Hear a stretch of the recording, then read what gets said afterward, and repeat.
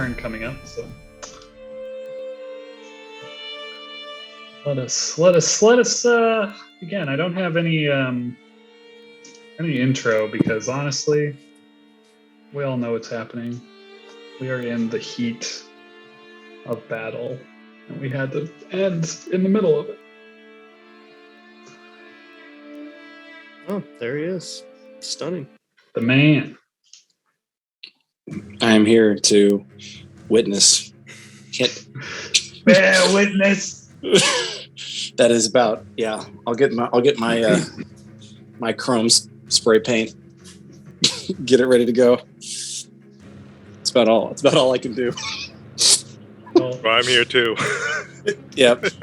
Depending on how long the TPK and/or defeat of the enemies takes, there may be other things in store. We shall Yeah. see. I will be ready. I'll get the if I got to role play Anna confronting Isabel in the dead space. I'll get the drinking started. Oh, that's true. Yeah, that's an option. That'd be fun. Either way, we're gonna need a smoke break. Yeah, I think I'm gonna need all the above. All right. Well, let me just bring you over to the map. Nothing like jumping right in. I don't know where the rock is. It might be underneath him. Yeah, it is underneath him. All right. Perfecto.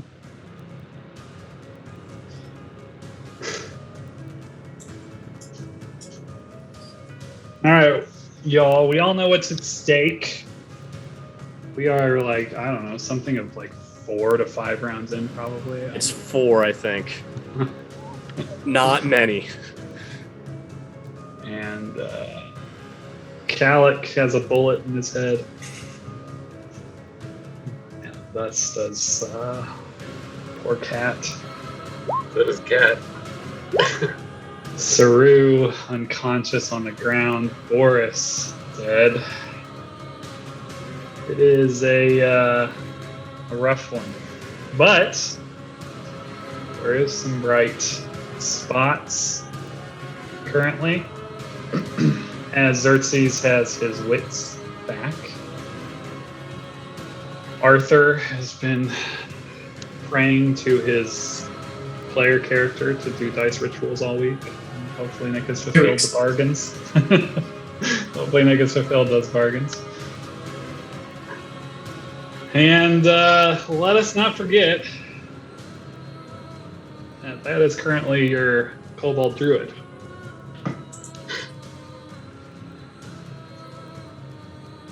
So some things are happening. Let's kick off round 5, if that is what we're at. With Steven in a hallway, flying and invisible. Flying and invisible. Yeah. So I already moved a little bit because I knew what this was. Oh yeah, you're good. Yeah. So I would like this one to make a Constitution saving throw, please. Oh man, I don't have any of my character sheets open. What am I doing? Oh.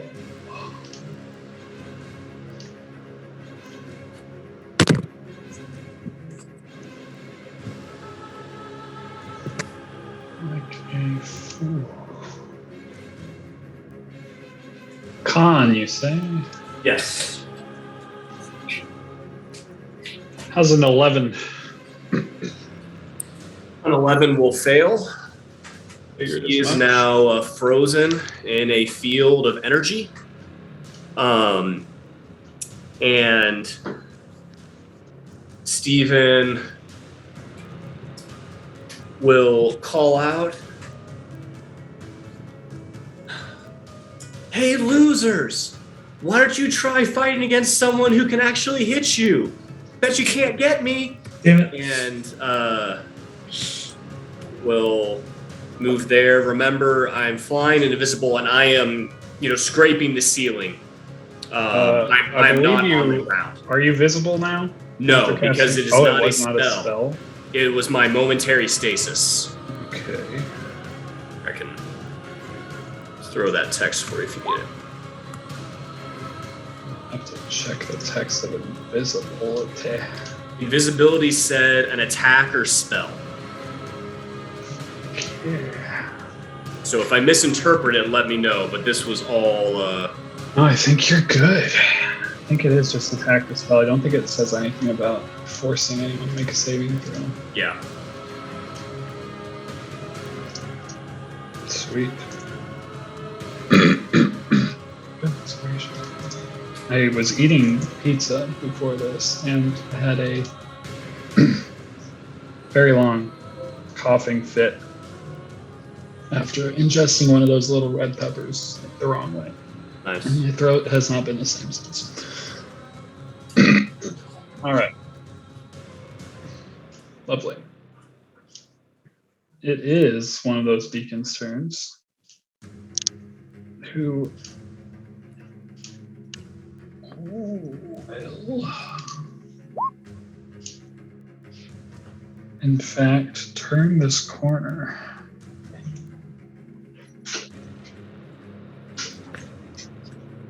And dash down the hallway, expecting to be greeted by someone who he is currently not.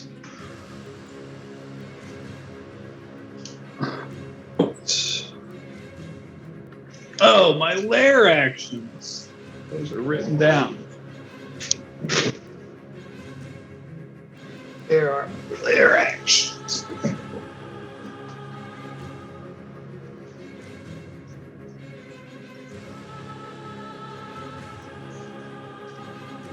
Don't mind me.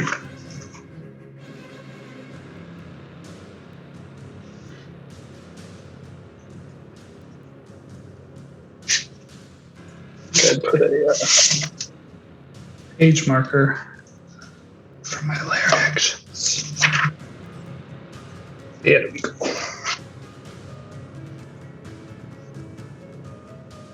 Too much shit.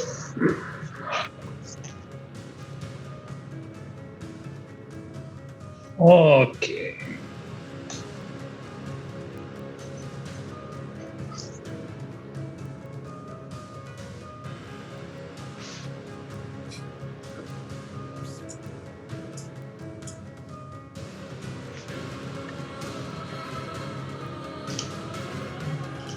This one.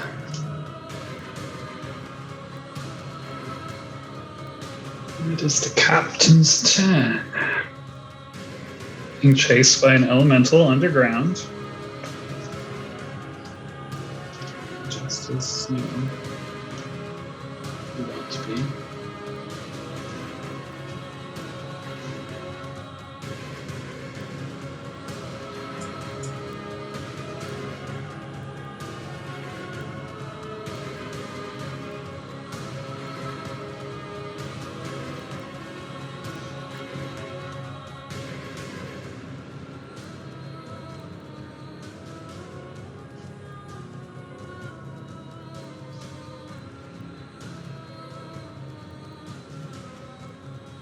He will move there.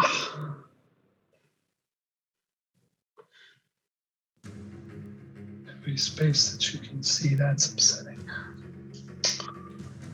He will shadow jump to there.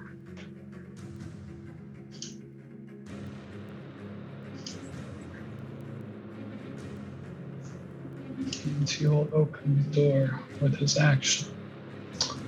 That is all he can do.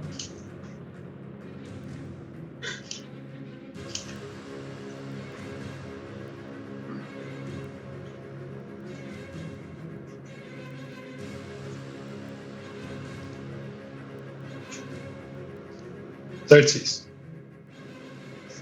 Can I see him, Can you see who? the captain? Yes, I believe you can. I wasn't sure if like shadow jump was some sort of like If only he stayed in shadow form. But no, you can see him. And is pouring a potion down a dead cat's throat an action or no? It is an action. It is an action. It is an action.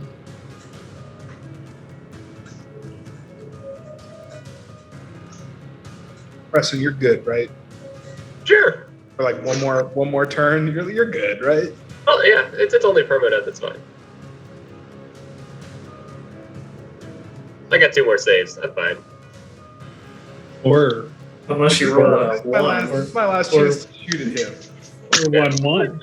Shoot at him. It's fine. 95% chance of being fine for 1 more turn. Nick did enough rituals for all of us, I'm sure, so we'll be fine. You can shoot at him as long as you hit, Nate. That's the rule. I can't promise that.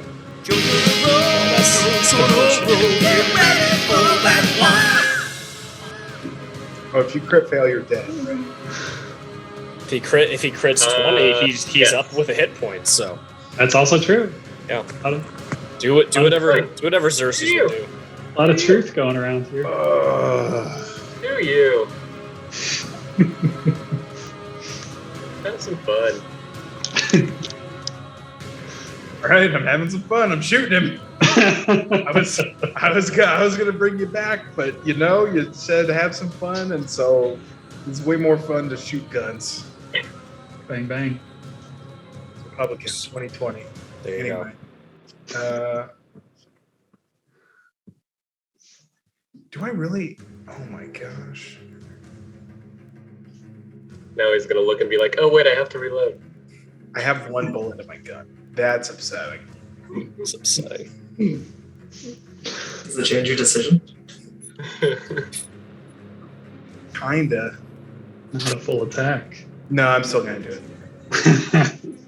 I can only shoot him once though. All right. Radiant Soul. Just crit 20 right here. Crit 20 hit. 1 shot. I swear I'll stop coughing at some point. 16, you say? That'll miss. I thought it would. Impacting the wall. Seems a little too high. Load with his second attack. And then he's gonna fly down next to Saru. Ready to potion it up. Ready to potion it up. And he potion as a reaction. If only. You pull out your Rubat gives his Quicken. last breath. yeah. Can you pull out your Quicken Metabatic Potion Giver? He just like uncorks the potion and just happens to drop it straight into his mouth. Just too Yeah, bad Saru's mouth is just closed. So tight. I mean, you invent everything else. Haven't you invented like potion tablets, lozenges? yeah, there you go. Yeah, I mean, I could be working on a Bane-like venom system. There you go. Just- I yeah. like that. Just give him a gummy. It's fine. It's like a gas. All right. Let's have some beacons. Do some things.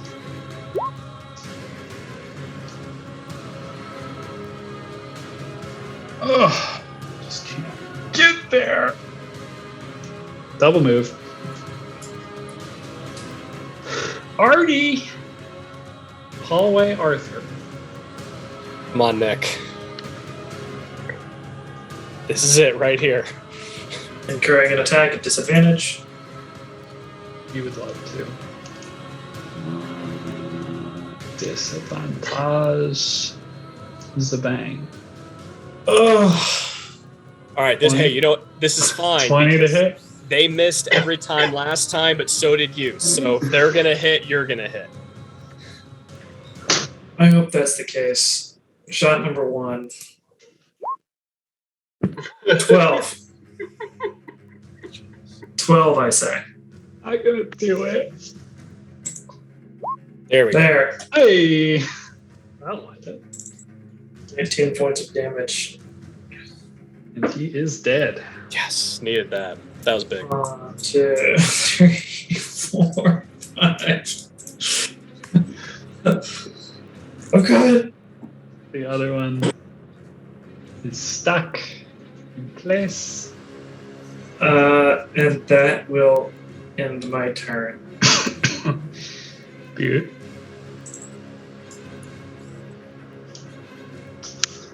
Sailor. Sayleg has telepathy. He is also an elemental. If he were to say something to someone, would that be in whatever that is that they Ignin? Ignin? Probably. Ignin is probably what you Oh, Terran is what you speak. Yes, I believe so. But the telepathy angle is interesting. It's just flavor. It doesn't affect anything. So don't. I think it would still be. I don't know. The telepathy angle is really interesting.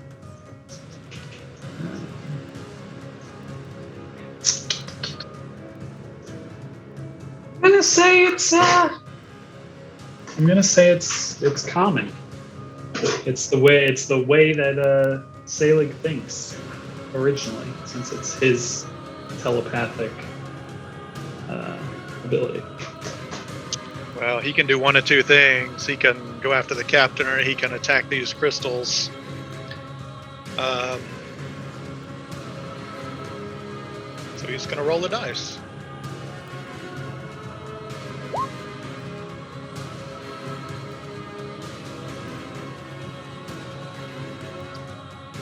Like dice. We all like dice here.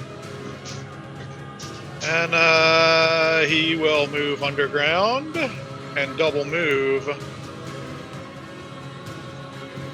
and come up and end his turn above ground and telepathically tell the captain, shut.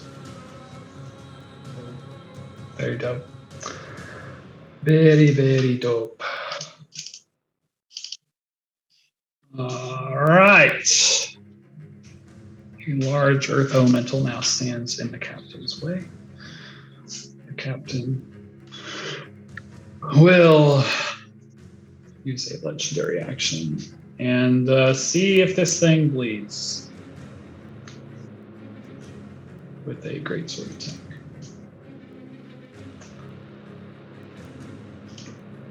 $22. I'm sure that hits.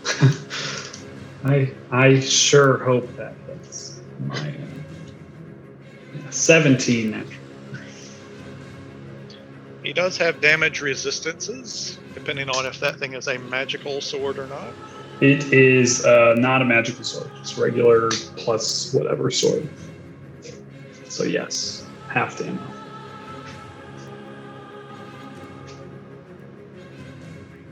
He's had a +4 sword, a regular +4 sword.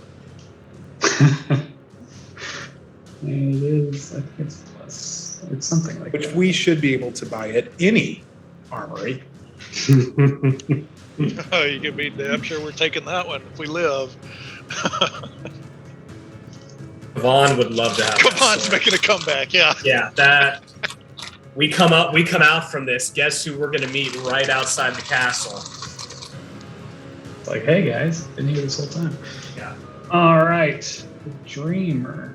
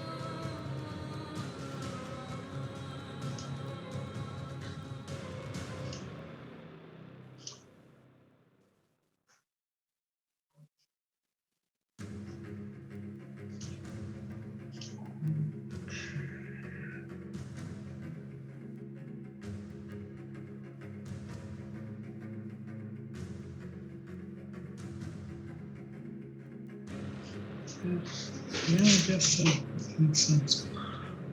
Dreamer will move there. And lash out with a tentacle at the elemental.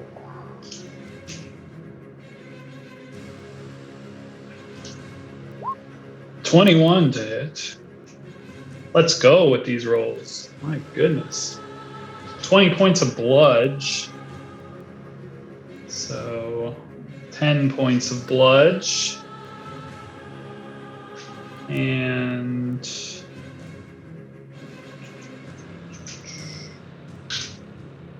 you are grappled.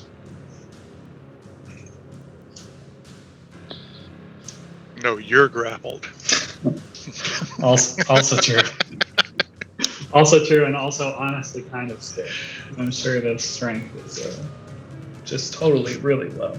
So the tentacle is on him right now. Yeah. Okay. Yep. There is a tentacle attached to you currently. Great. That is its go. Saru, Hey. a death saving throw, if you will.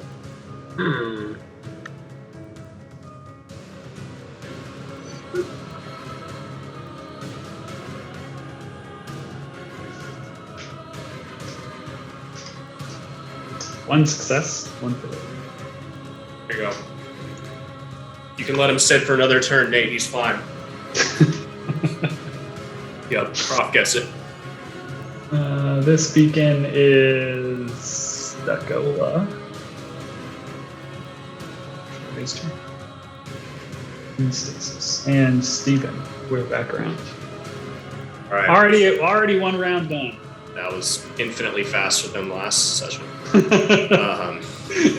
Helps when there's, half the characters on the board. Yeah, my goodness.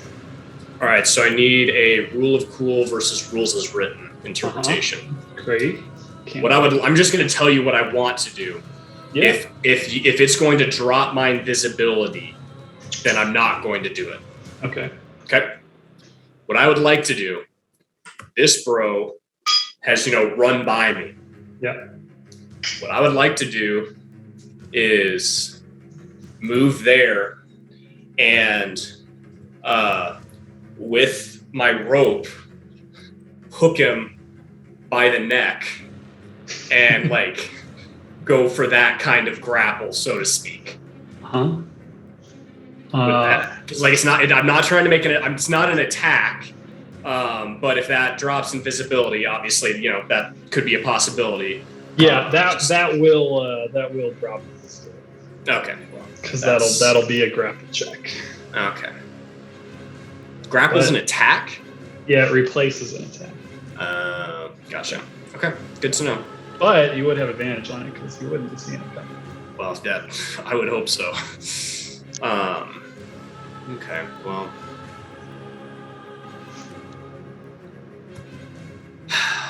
That's I think I moved, 4 squares? 3. 3, yeah, you're right, 3. Okay.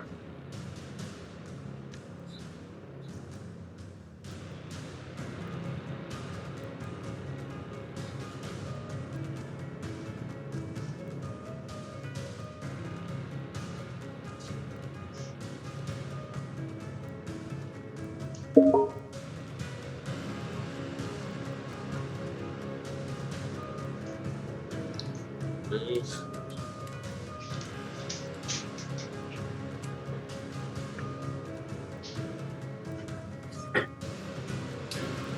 And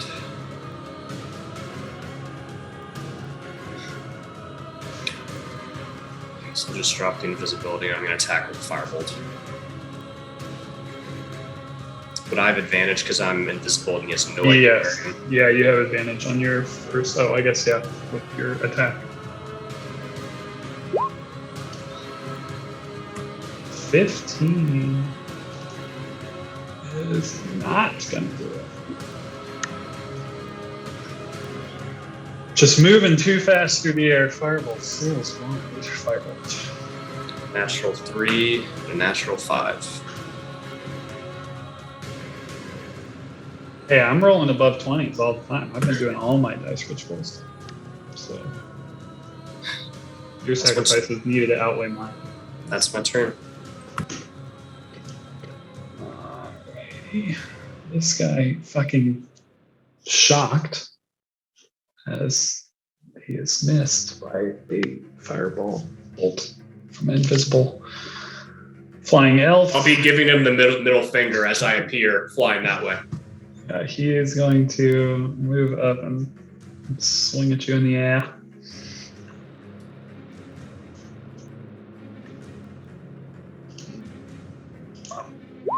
$21. I can't roll below a 20, guys. Well, with bonuses, of course. Unbelievable. Unbelievable. Lovely. That is all he's got.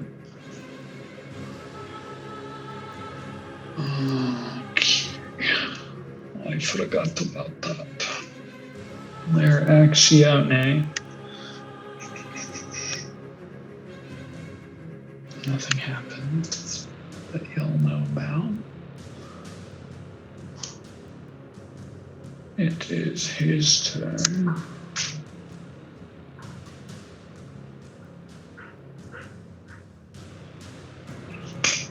Full attack. Full attack with advantage on the first. Can't pass that up.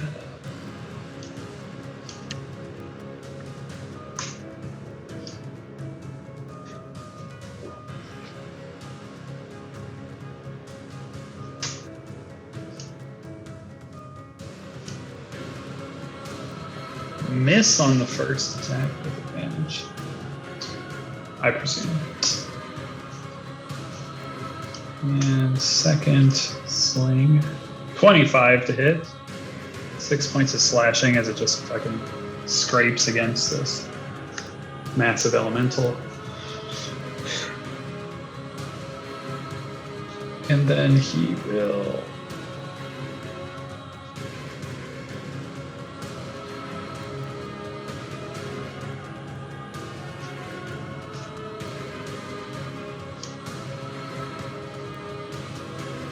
shadow jump past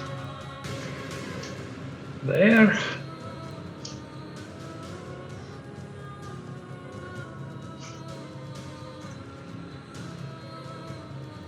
Ooh, hello.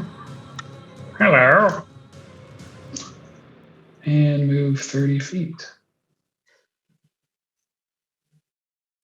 As his blows aren't doing much to the earth elemental.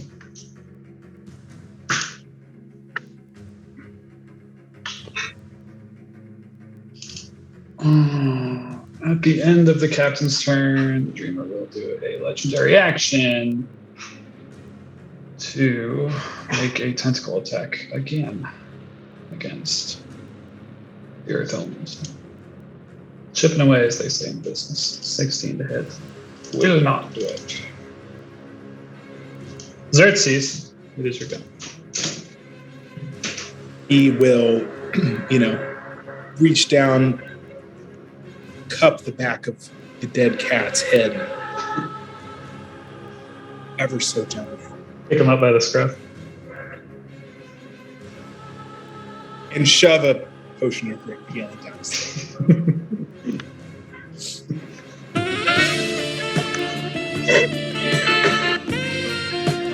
Love it.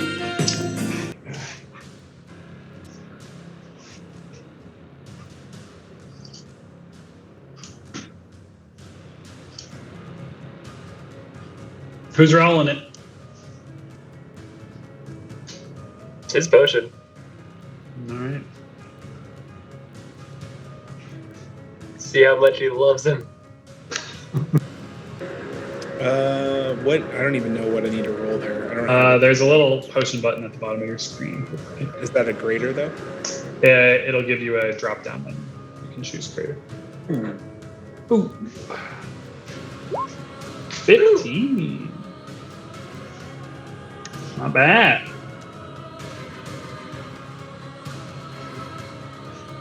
So do I take that from 0? From 0, negative? yes. Okay. From 0.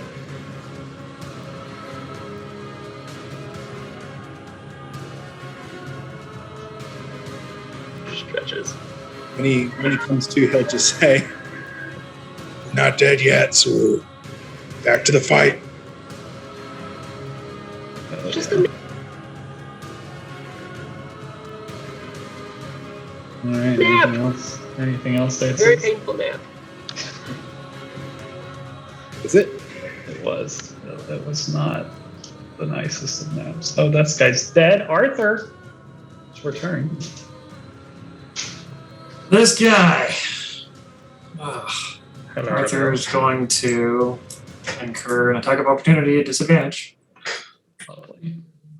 because he just had the perfect range to get all up in my business. All up in there. Miss. Thank goodness.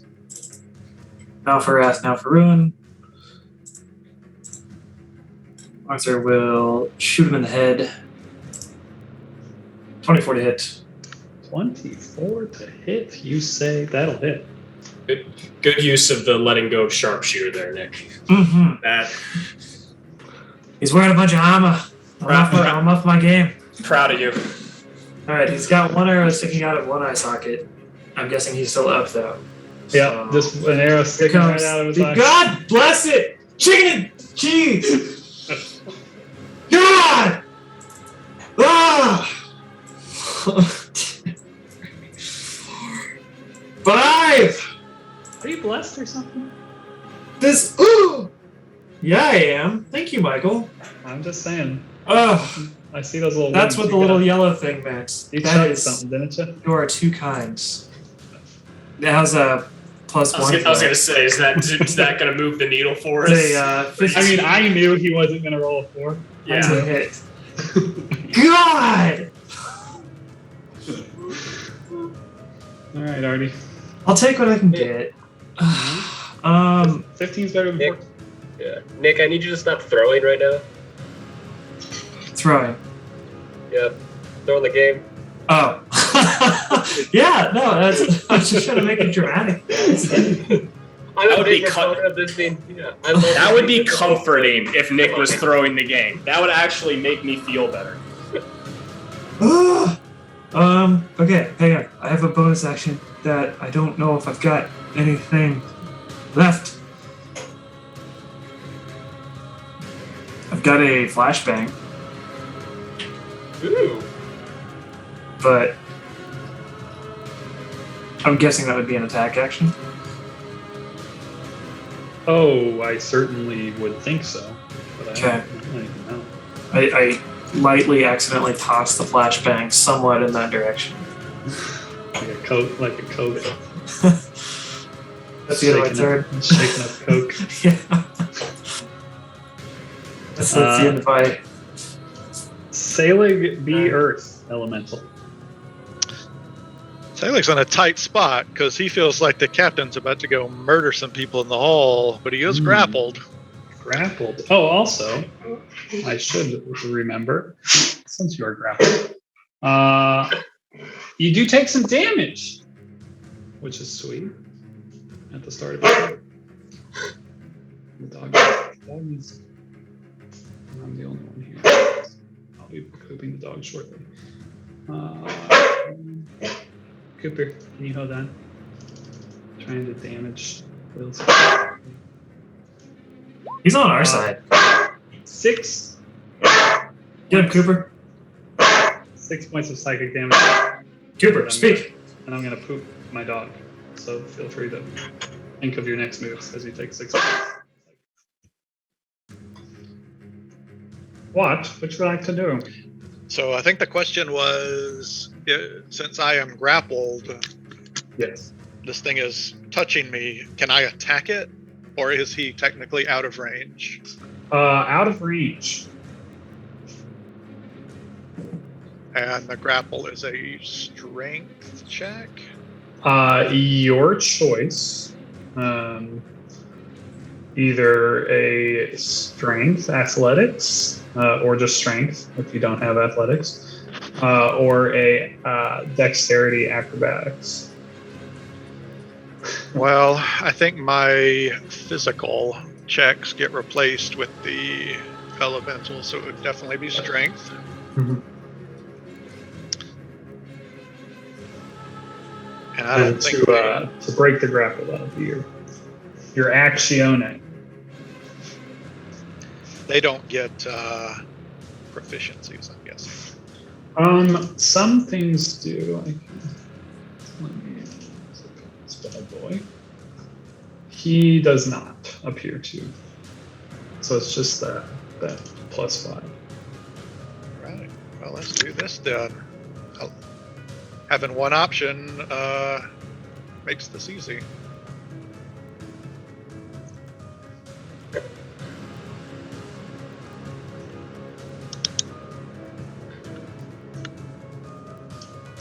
That'll break the grapple.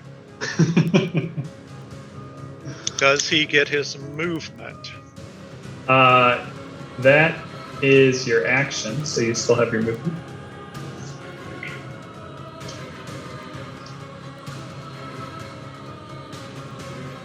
I can't do it because the shadow, but I'm going to Pythagoras my way. Oh, yeah, I can.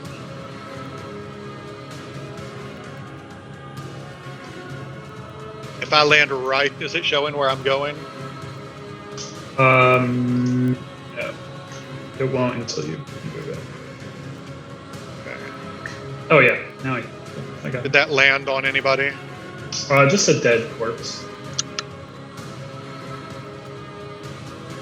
A dead corpse of a guard. All right. And that is the captain below me and another live guard on top of me? Correct. All right. I like to Hello see there. that.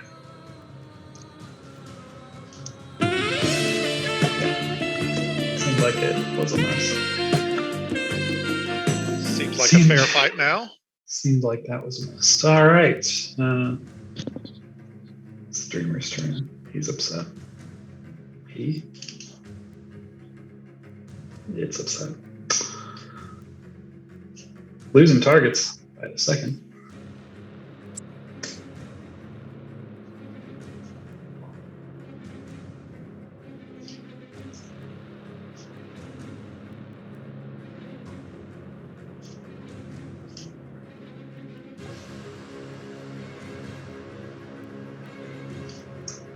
Still got a couple targets.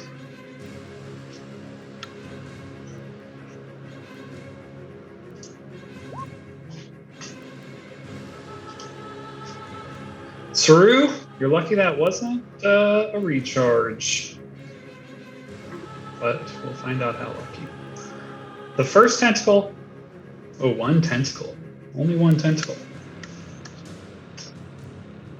Let's find out who we're going to hit. Don't you do it.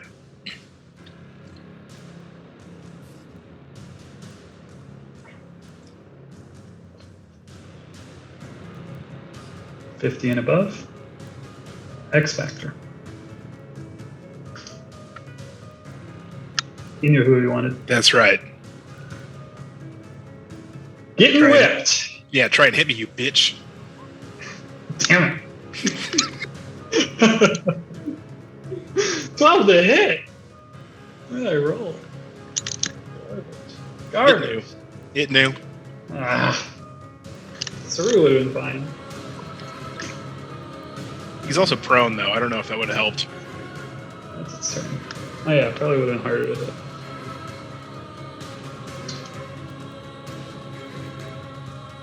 Saru, it is your turn. All right. Let's stand up. You're up. And seeing that it's in swinging distance, we're gonna go.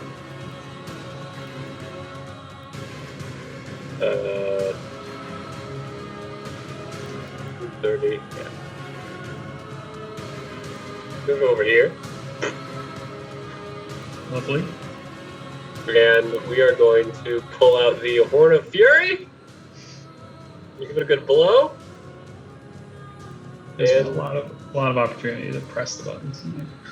we're gonna cast some Thunder Wave, and hopefully break the crystals, Dope. and see what happens. Dope. Please hold.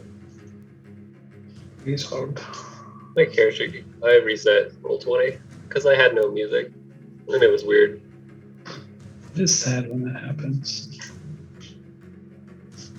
I assure you, the music is there. It's a DC 14 for what that's worth, so I'm using the horn. Yeah, that'll hit. Otherwise, I'll give you that right off the bat. That will absolutely hit. Thunder damage. Does not resist. Does not resist thunder damage.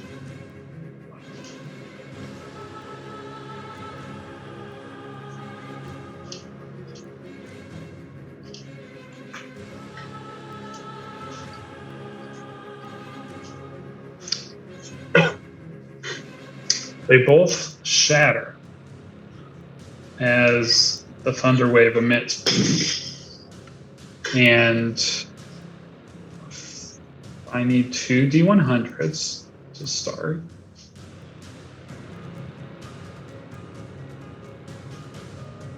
Damn. A 95 and a 96. Oh, and I rolled a 96 on the D100 wild. Okay. I think they're both fine. They are.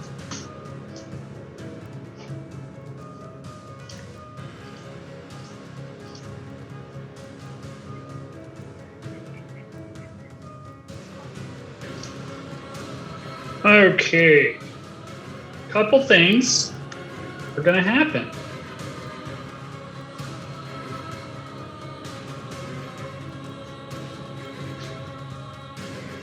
The final arcane crystals are destroyed.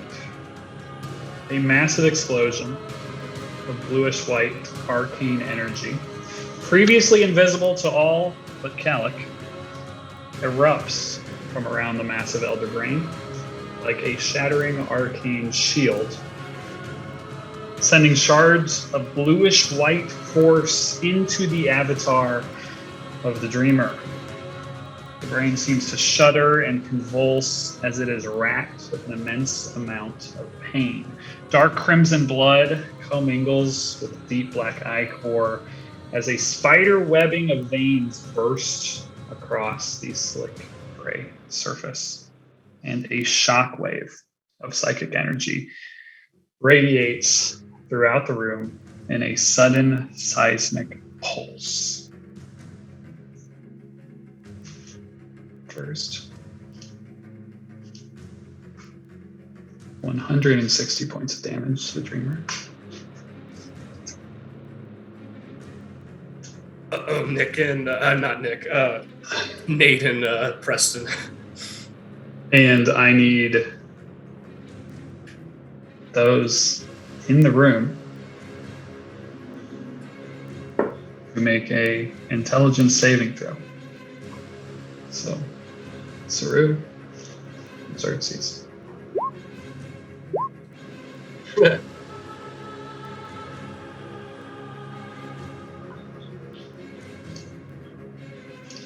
$14 points of psychic damage. I mean, it could be a little bit more than that. DC 12. That bless is what did it, I'm sure. Am I even blessed? I don't even know. Yeah, you have bless on. Yeah, you have it on. I'm not sure if you're I blessed. mean, I know I have it on. That's why I don't know if I was actually. That does happen. I don't know why it would be on if I didn't. I don't think we have anybody that can cast it anymore. Rit? Kalik, I think, would be the only one. Arthur spat in his mouth a little bit earlier and gave him some of his potion of bliss.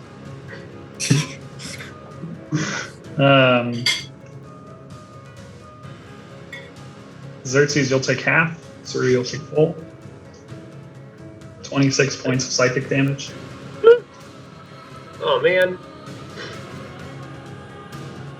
Looks back at Xerxes like, I did good, right? And then just falls. I helped. What's your con? Not great, Bob. Oh no.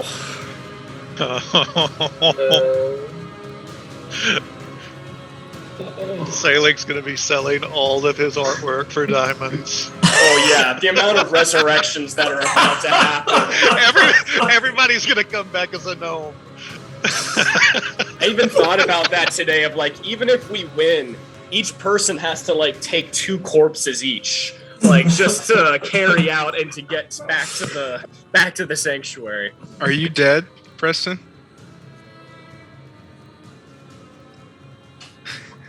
He's down. You'll have to find out.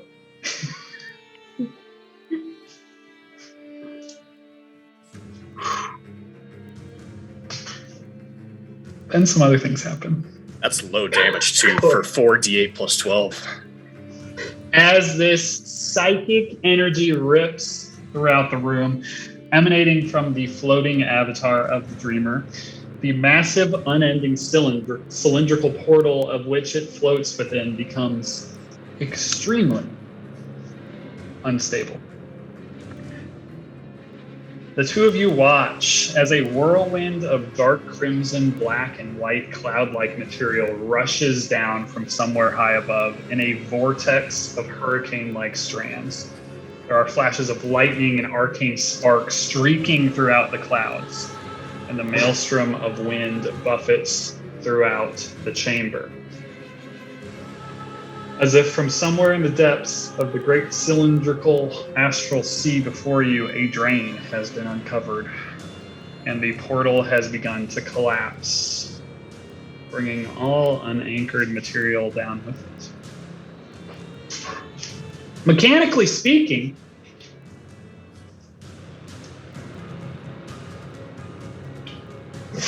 the entire chamber has now become difficult terrain, as you are forced to fight against the vortex of wind and astral energy that pulls at you and any unanchored material throughout the chamber. All flying will require an acrobatics check to stabilize yourself against the wind at the start of your turn to determine your movement speed. And some things will happen on your turns.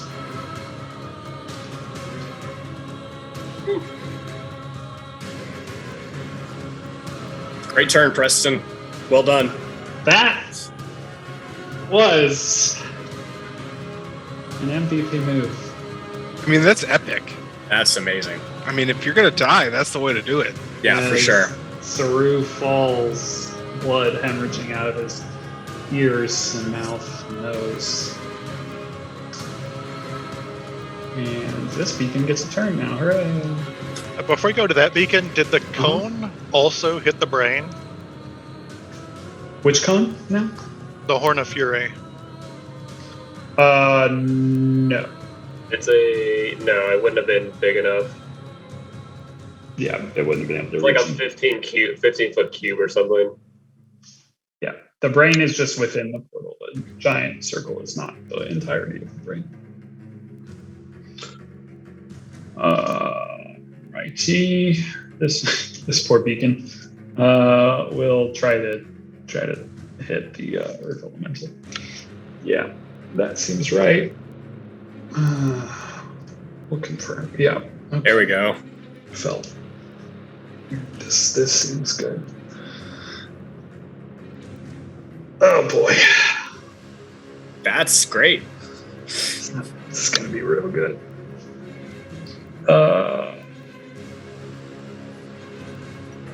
Dexterity save. 17. He saves. Oh, boo. He does hold on to his weapon. Unbelievable. But that is his turn.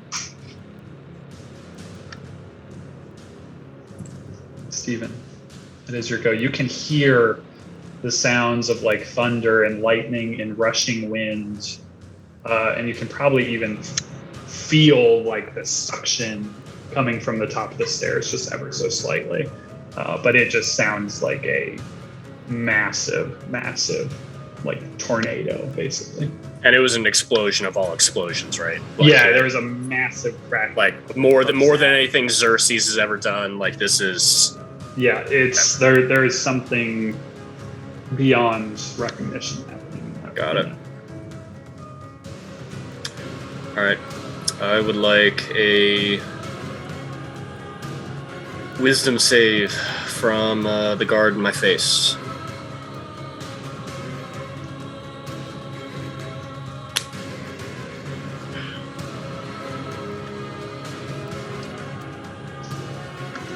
Unbelievably, just +0. That's when I pull them out. Natty 20 zone. That's unbelievable. I think it's just the only word. Okay, well, yeah, I mean, I was gonna toll the dead, but that was that, and Wisest guard you ever met. yeah. There's no even point of moving because he's just gonna move back at me. So that's my turn. Just gonna stand in there. He will swing.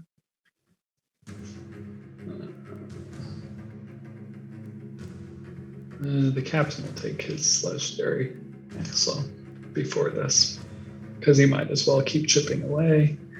Great sword at the earth elemental. Normal. Oh no, he has advantage now, flanking, because that guard is still alive. Misses. Misses. All right, now the guard will go. Trying to hit Steven. Yeah, you deserve that. Will miss. All right. Initiative count 20. Things have changed. Things have changed. First thing I need to roll is a D100. 31. Okay. Beautiful.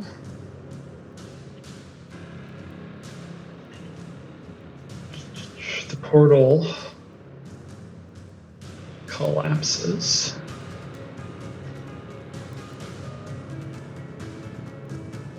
What layer is that on?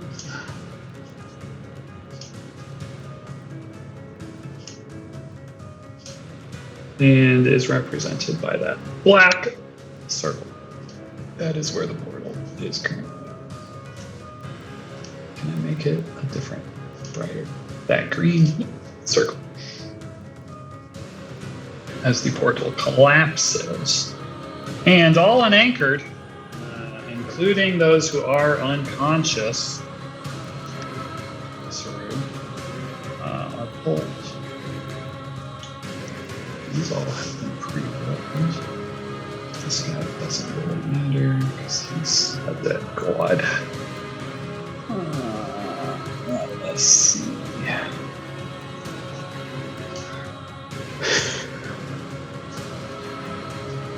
Shifts to lucky him that the portal collapsed. He shifts to lucky him that the portal collapsed. He shifts 1. He shifts 1. 1, 2, 1, 1,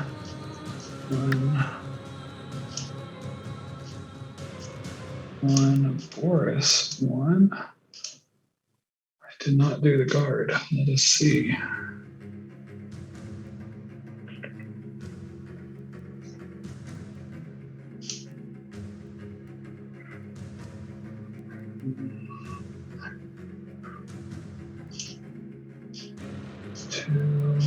Did not do you either.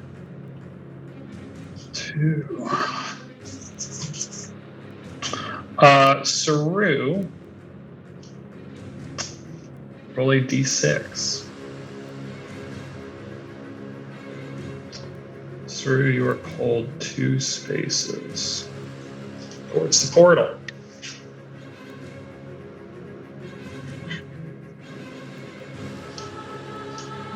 Captain's turn.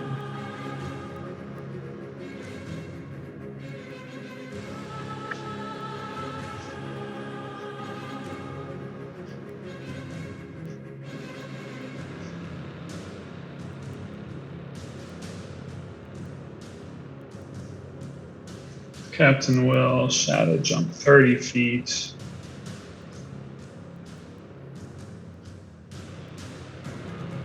Use his movement to go around the other side of the river.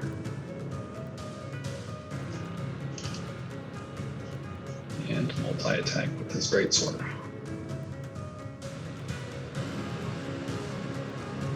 Two attacks. 21 to hit. Yep. And 20 to hit. 9 points and 9 points.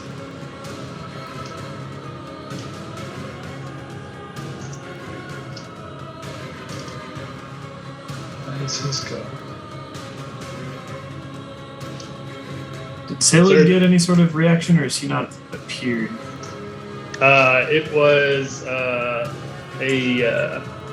bonus action. Essentially, works like Misty Step. So he shadow jumped out of his range. Xerxes, it is your go. You see as this storm moves through this room, you can see all these corpses essentially getting pulled. One of them, the lifeless body of Saru. You saw him fall. You're unsure if he is breathing still, as he is pulled towards the edge of the portal. You'll have to let me know what you would like to do, as you are currently on the ground. So movement for you, moving on the ground, is half speed, but if you would like to fly, taking to the air in this wind will require an acrobatics check. What would you like to do?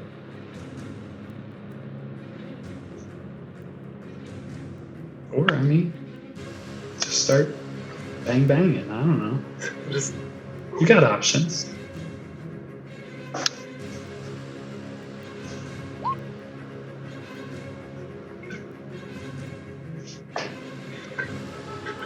An 8. All right. Because you are not yet in the air, you are unable to get off the ground with an 8. You do not fall, but if you were in the air, you would be using all of your force to basically hover in place. So you are basically kept on the ground. There's good news in that, and there's bad news. Bad news is you can't fly, but good news is, since you're already on the ground, you still have the difficult terrain movement if you would like to move that way. So you can run, essentially.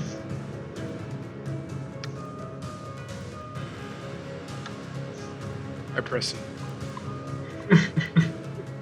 I'm sorry, man. I was gonna try, but you roll a 2, and Happens. I can't get to you. That's fine. Well, I guess I could dash.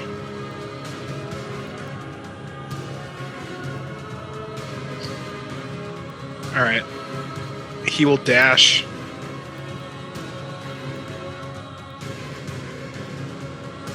And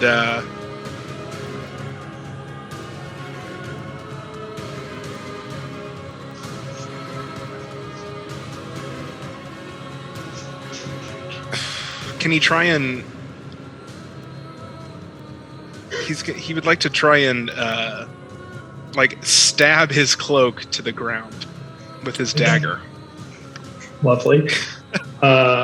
We will get to that on the next turn. See what that may or may not do in the moment.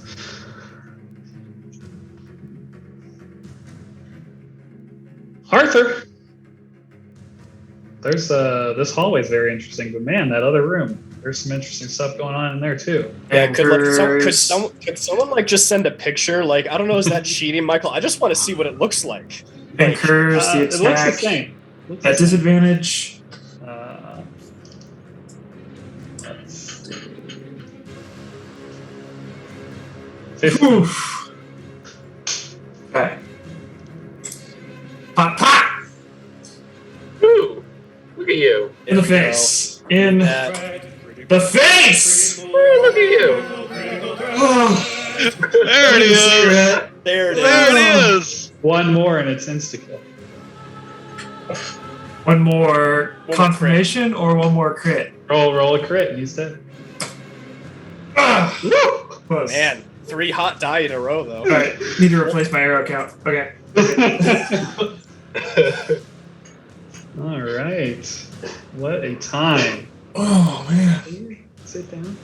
Down. Lay down. Alrighty. Let's see it. Lovely. Is 10 is not your max. I'll just roll a d8 then. Yeah. Here's a d8. Nice. So 12 plus 1, 13. Yeah, 13. Man, for a crit, that's so underwhelming. I know. I'll take it for Yeah, this, we need. though. Yeah, we're just gonna take the points. Oh. Is he still alive? Is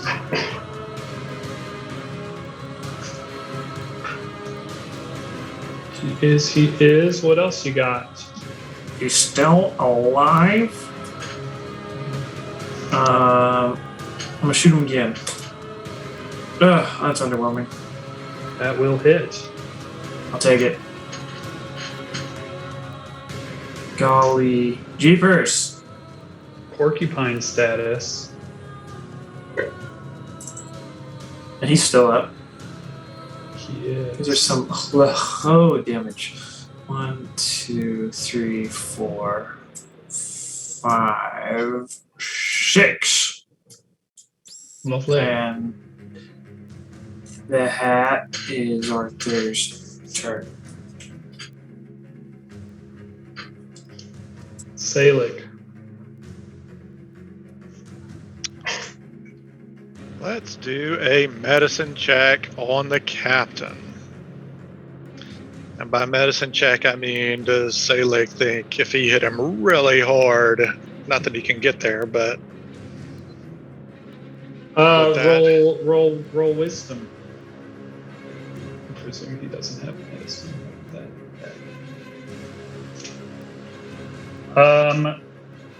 I don't know the capabilities of the earth elemental anymore.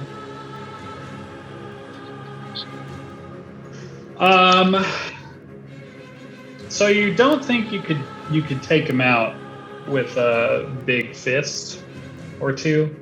But what you can kind of see is that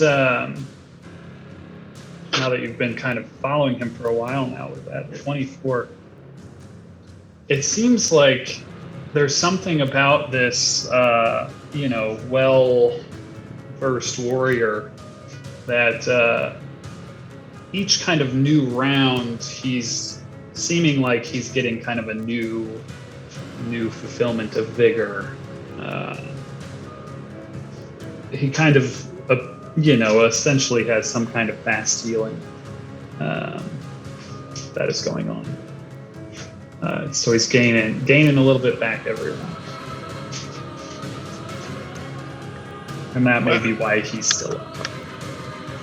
well, he's going to punch the dude behind him. Because why not? That could go well for that guy. Yeah, I reckon.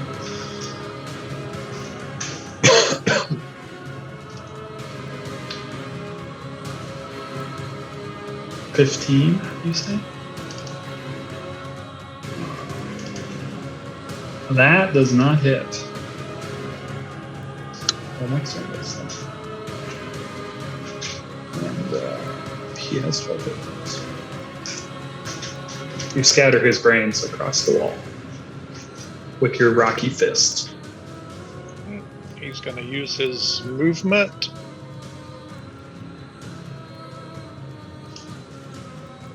And he will stay underground. Hopefully.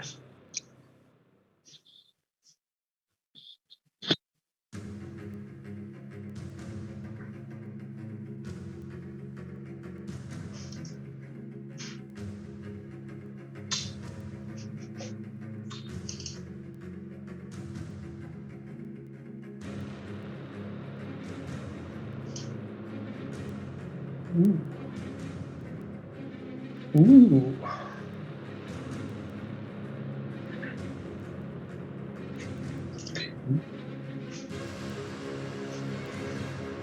Oh, is underground difficult too? I went the full movement. No, it is not.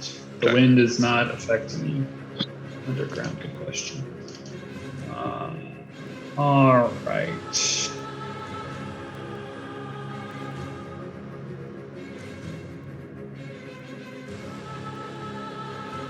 Yeah. Xerxes, he's going to try to slap you. You do see that it is kind of like the brain is kind of like spinning kind of a little off axis. It's not moving quite as easily as it once was. As he attempts to slam you and misses with an 11. Welcome to the jam. Welcome to the jam. Saru! Yeah. Make a death saving throw. Oh, that's right. We're still doing that. Roll a 20. Get out of this.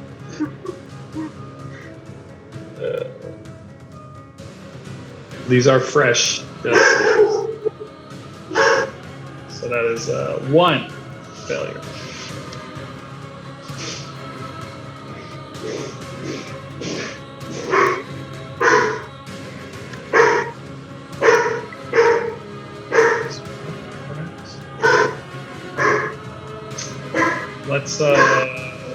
Let's call this a good time to take our 8-14 break.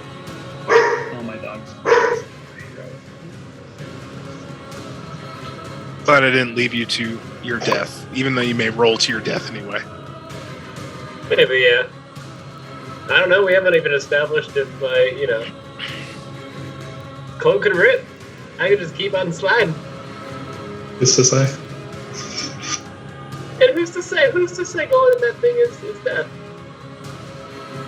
Nobody knows. Maybe Nobody he knows. Maybe he goes into wherever that goes, the astral plane. Becomes like a- Vorsigal's wife is anything like him. I'd rather die. Hang out with her for all eternity. It's like a super mage. I don't know why you would say that, Xavius.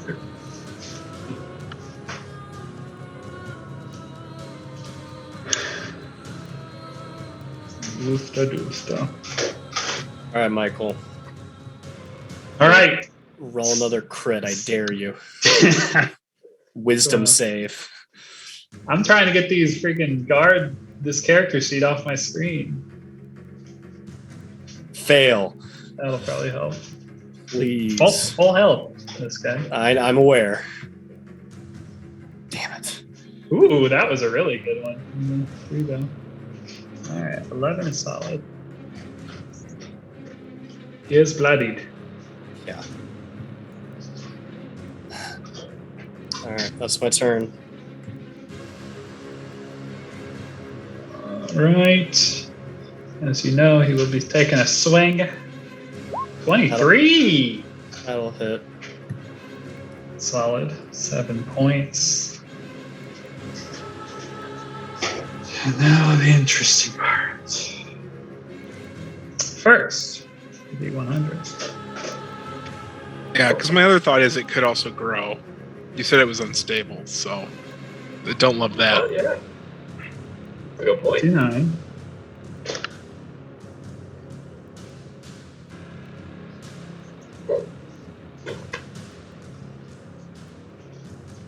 Can I not do this? It's so stupid. Why? Why? It's to be smarter than it is.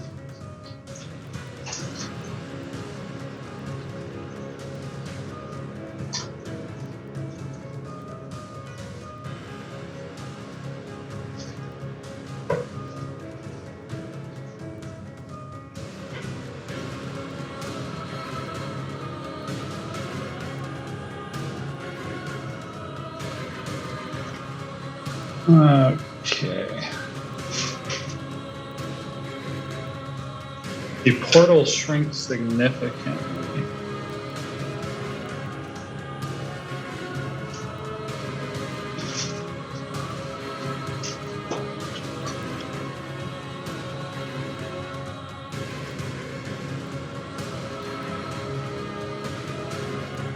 Okay, where's my dice roller?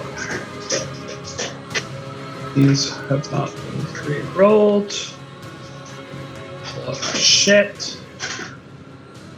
Starting at the top.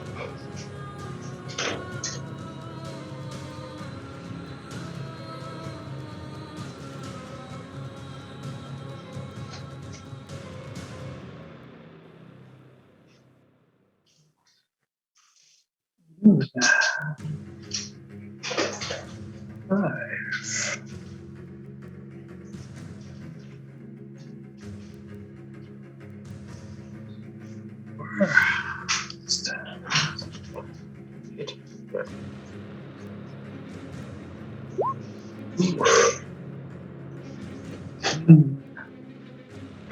We'll wait through 10.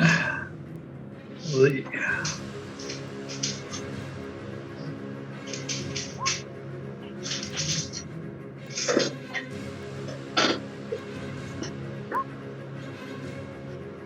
This is a bloodbath.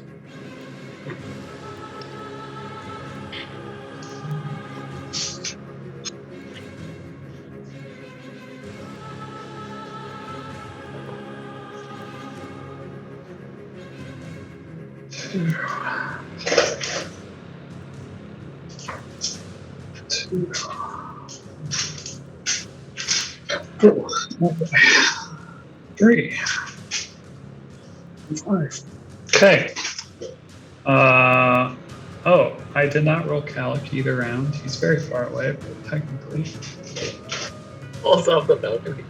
Wait, Oh. is that a railing? Yeah, Balcony? there is. He would get stuck on the railing. So he's just right there. He's just flopping against it like a newspaper in the wind. It's not great. Saru.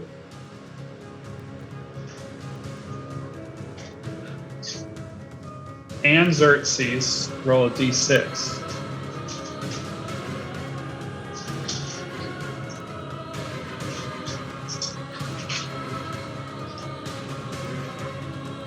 I haven't paid attention. What's good and bad?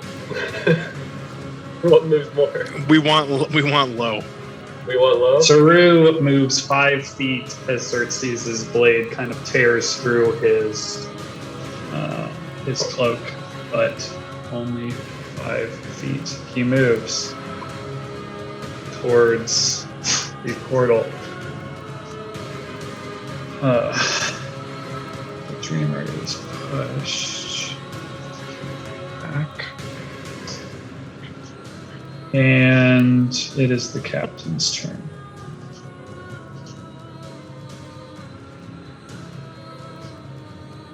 Who will step up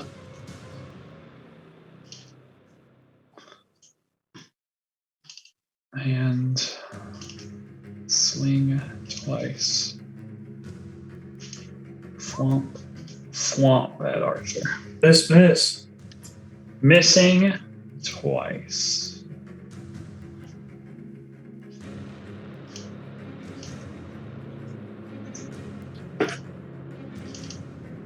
Looking angry.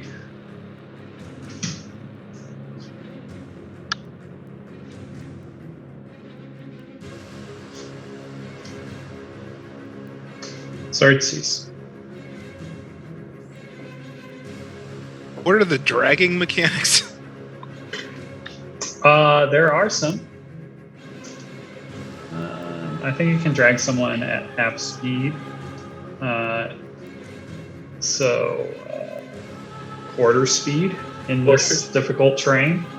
Or you could try to drag them through the air, but it'd be an even more difficult flight check. Since you do have wings. And that would be, I would assume that would be my action, not movement. Or not, yeah. Yeah, kind of grabbing him is the kind of action, and then dragging him would be your movement. Quarter speed. So could I pull him back 2 spaces, basically? Like where I am now? Is that where I could drag him? Yeah, you'd be able to move about 2 spaces. All right, that's what I will do. So put me here, and then put Saru over that dead body. I didn't even know that dead body was there. Let me just see, get him out of the way. Great, 10 feet. Wonderful. Beautiful. So you drag Saru's corpse. That you now feel they have a little life. Do I see like I can do a check here, but do I see like a little potion dangling from his belt there? Little posh? Yeah, you can feel around on there. While I'm dragging him, you know? Is there a posh on Saru? Yeah, he's got a greater and a normal. Ooh, lovely. Little posh. One of those is shaped like a really fancy bottle of liquor, and one of them is just like a plastic, 350 ml of Jack Daniels or something. Sippy cup. Yeah. Okie doke. That's the turn. Lovely. Arthur, how much do you like this hallway game? It's pretty fun. Just having the time of my life. Arthur will take a 5-foot step. Drawing an attack at disadvantage. Thank you. Arthur will turn quickly, shooting one arrow to his right. Thwap! You'll love to see that. 16 hits. Lovely. Steven, you see as a arrow suddenly impacts that dude, killing him. There we go. Arthur will then whip back around, taking another shot.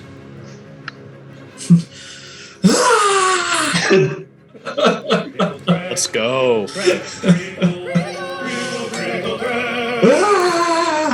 That will confirm again. Big money, Rituals big money. paying off. Come on, baby. There we go. Possible crit. We'll take that to the bank and cash that check, please. Wow. That should add 5 damage to it. Awesome. Thank goodness. That is solid. Is he still alive? He is. Good. Arthur will run. Good. 1, 2, 3, 4, 5. Steven, I'll leave him to you. Oh. Come on, big boy.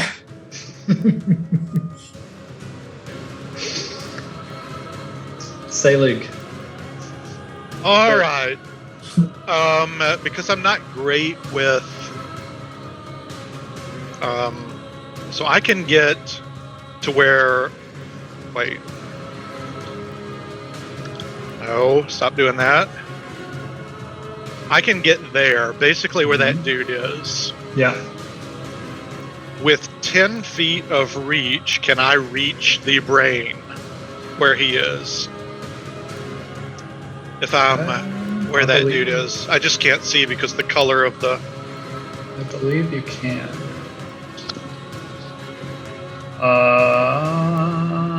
Let me see what is token impact. Yeah, you can. Okay. That is what I want to do. I want to go there. and double pop the brain.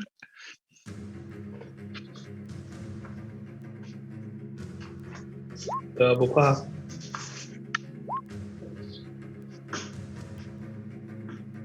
The first will hit.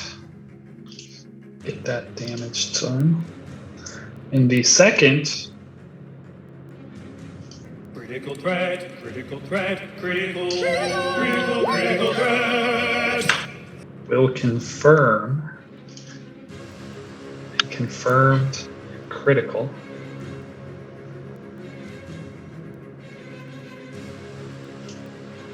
Well, he's gonna inspire the last standing member of the .5 crew. Xerxes, you are inspired as you watch as this earth elemental bursts out of the ground and starts slamming away at this massive brain.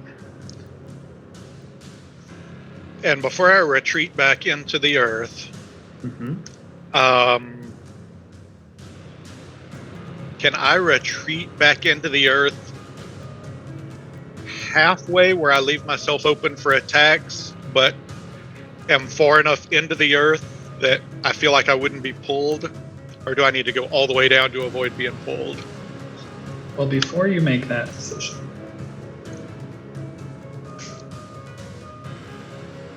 why don't you tell me how you want to do this? You know, in character, you wouldn't get a reaction. So, massive elemental just slamming away at this thing. Xerxes and those of you in the hallway, a massive storm just kind of tears through this room. The clouds of crimsons and purples and blacks and whites violently pulled in a vortex from somewhere beneath in the utter depths of darkness in this seemingly unending cylindrical portal. Massive chunks of crystal rocks, pieces of the balcony, possibly the doors off the hinges, bodies of the fallen, and any other debris throughout the room is thrown and pulled down into the portal as a loud cracking tear of reality itself deafens your ears and echoes throughout the room. You watch as this portal collapses in on itself. And the massive brain is pulled down inside it as it goes.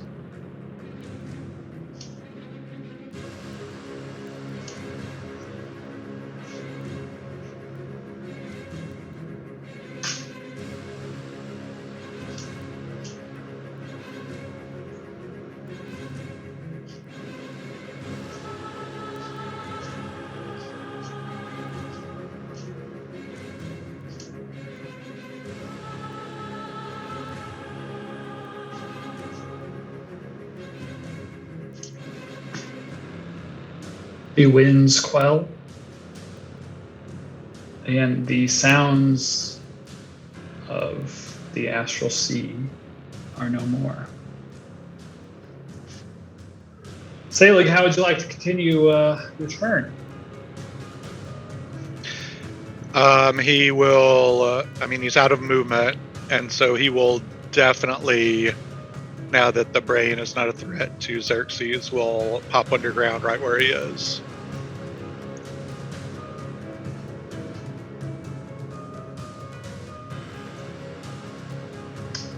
Saru?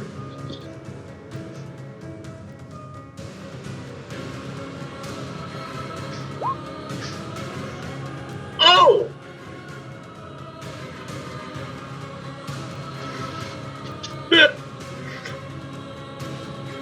So close. That is 2 failures. Xerxes. As you're pulling through across the earth, you hear this kind of gasp of life kind of leaving.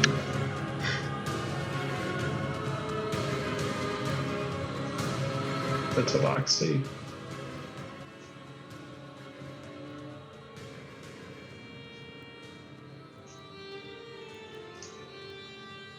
As you're pulling him across the floor. When it takes, say, like days worth of spells to undo all this. Steven, from the hallway, you hear the massive sounds from the other room, and then you hear the silence. But you also hear the words of Arthur ringing in your ear as you see the captain at the end of the hallway standing. What do you do? So as I pop into his vision, does he do or like give any sort of reaction? Or actually, I'll make a perception check first, and then you can even give me. Okay.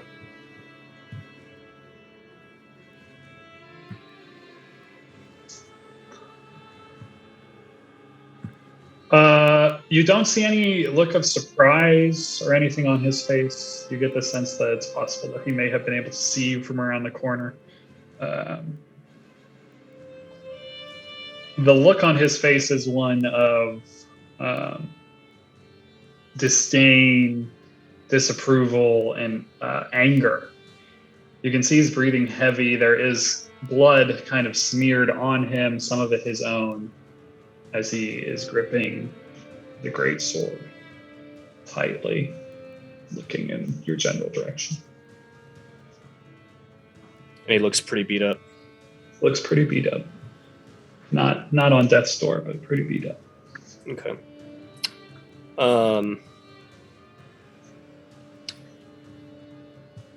I can handle this, Arthur. Go help the others.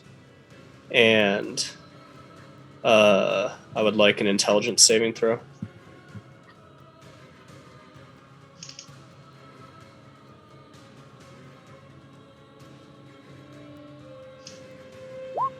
It's a fail. He will use Indomitable to get a reroll.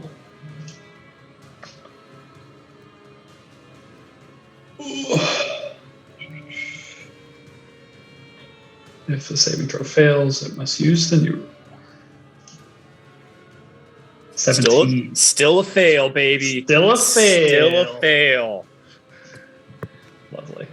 All right, he'll take 10 points of psychic damage. And you know the drill. He can only move, act, or bonus act. Awesome. What's my distance to?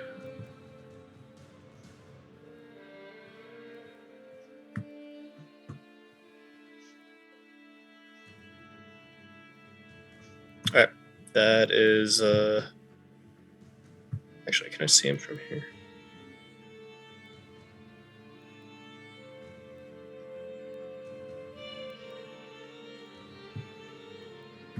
I'll move right there.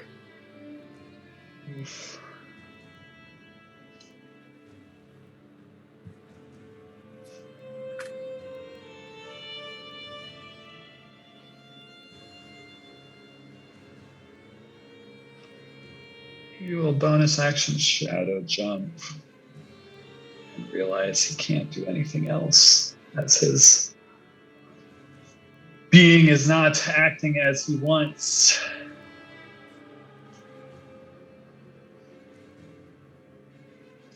Xerxes.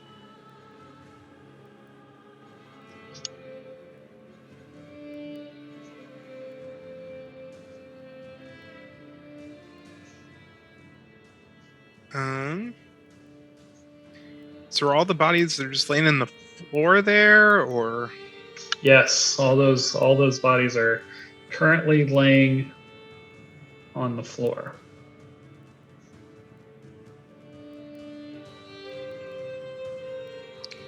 Just for the for the flavor of it. Where's my character sheet? Now that he's kind of drugged through from freedom, to safety. I may have clicked the wrong button there. Yeah, I clicked the wrong button there.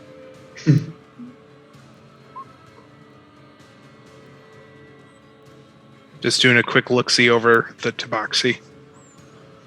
Yeah, as you feel down from what you were sure was breathing prior to you dragging him, you're certain that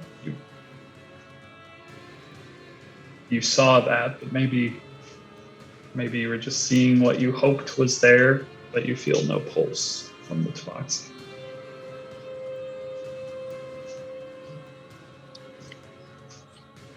He'll kind of hang his head, calmly stand up,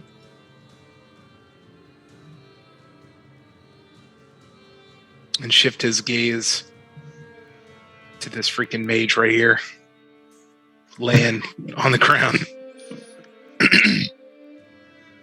And he's going to shoot him. Hell yeah. Just out of anger. Love it.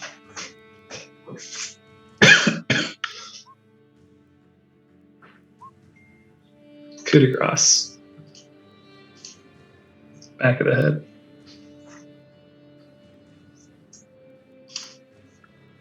Bang! Did that take him out in one? Yes. Can that second one be for this guy then? Absolutely.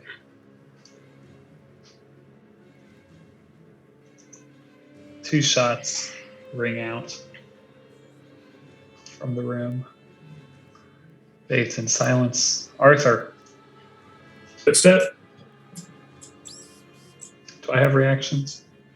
Yeah, because your turn was right after mine. Haha. I didn't realize that. Oh, thank goodness. 17 to hit.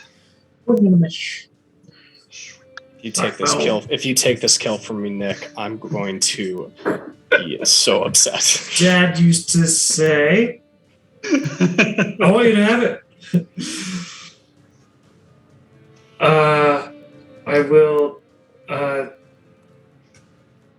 do a gentleman's medicine check. How's it looking? You can tell he hasn't looked more rough in this battle, but he still has life in him. Pa! 18 hits. Still very much up. Staggering forward. Leave it to you. Yeah. You can take a second shot. It's fine. Just play your character. Just the his character. All right, fair enough. Cool, love it. 3, 4, 5, 6. Arthur just doesn't want Steven to get his ass whooped. Okay. Arthur will wait here. And that's his turn. Salic.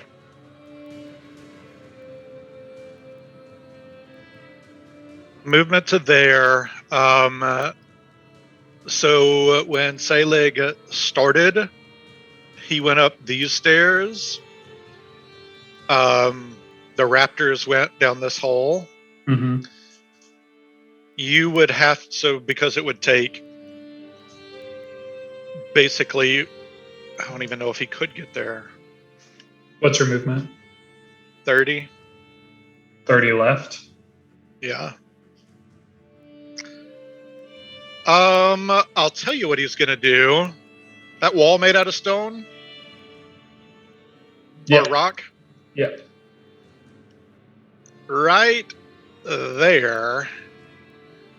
He's gonna move and just poke his head out of the wall on the southern hall side to see what is going on. I don't know if there's a way you can make me see.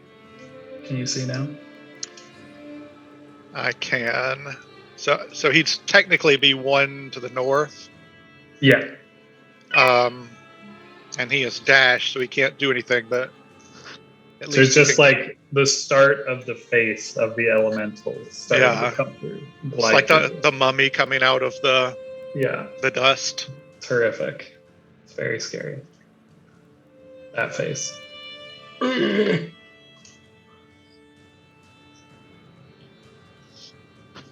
Steven.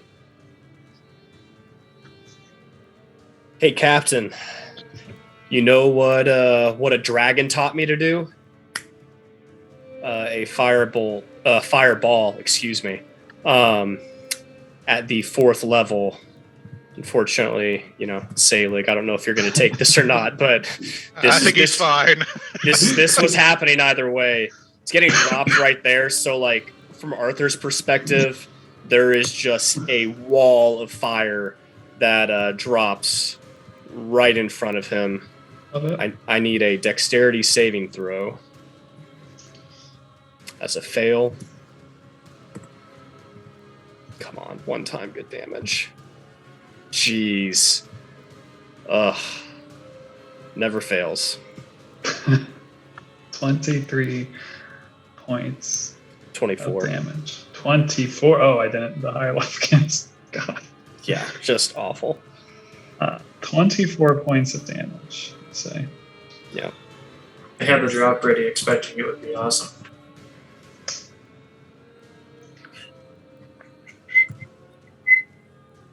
Can we do a take 2? Yeah. For the movie, this has to work, Michael. This is what they're gonna write in the script either way. So, as the flames kind of fill the hallway behind him, you see him like kind of stutter for a second on his feet.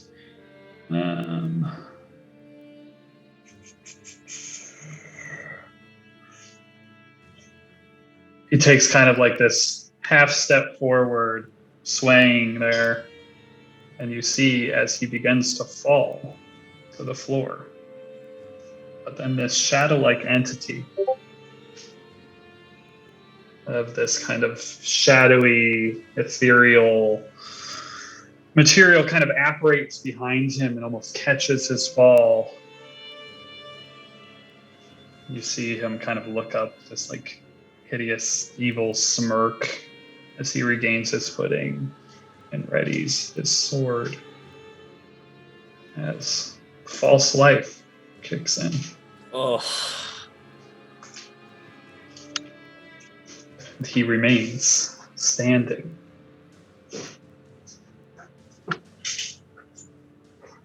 brutal. Brutal. Bro. All right, I'm gonna stand in. Stand and bang. Oh yeah. All right. He will kind of like half walking forward, slowly, blood kind of coming from him, staring you down. He will step forward. Not well, technically not provoking because you're in a wall. An attempt to hit Steven with his greatsword. Twice.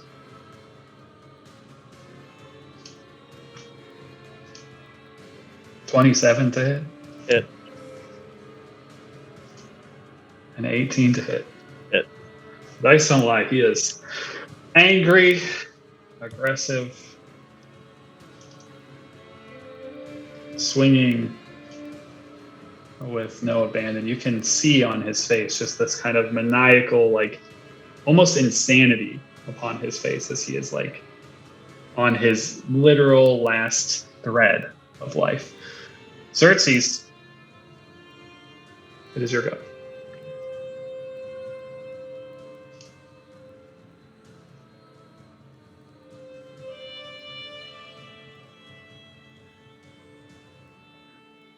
He will just crouch down next to Saru and sort of take it in, reloading his pistol.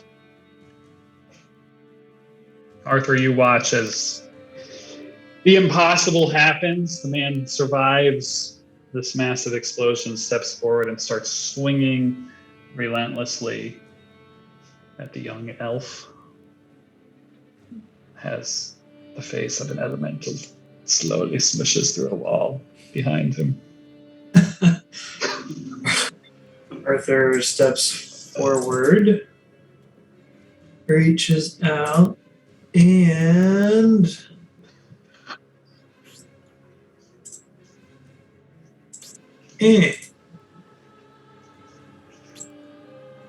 Well, thanks, man. just stave him. Warm healing energy courses through Steven. That's his 10. Salik. Selig is going to use his telepathy and ask Steven, kill or live?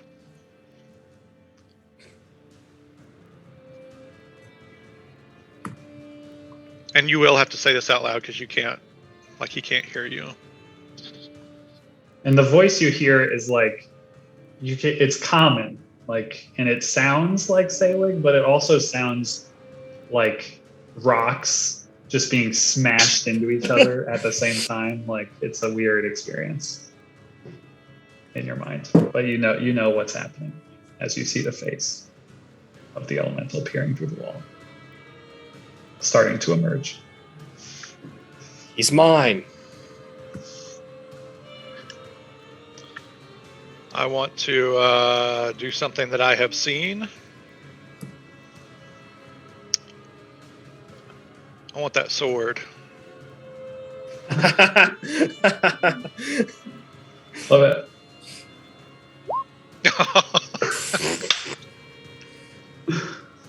You're just not used to that body, that big body. You're in the hallway now, so there's that. He will look menacing. Ready to strike if necessary. Steven. Safe to say he's wearing some armor, right? He is. Full plate. Yeah. As he gets up in my grill, I will just clasp him on the shoulders and say, "This is for my mom."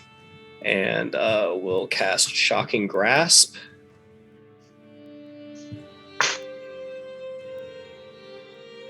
$18 hits.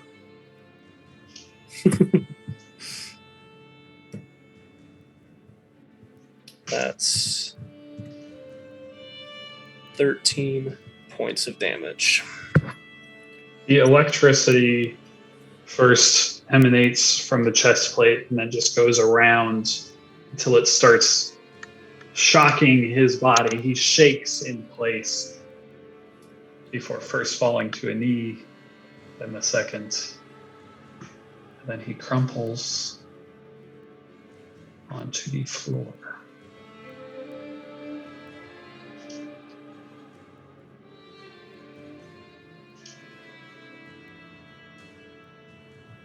Slowly,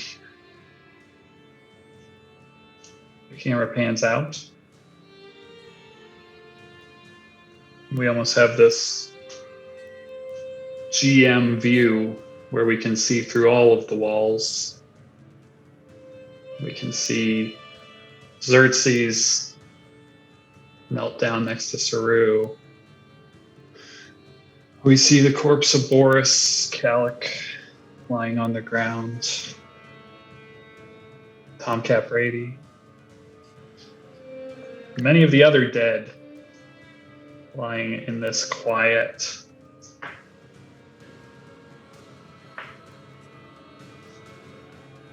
we hear the sounds of heavy breathing. After a harrowing fight with an entity from far beyond the veil of L'Oreal. Then this scene slowly fades as you have defeated my monsters.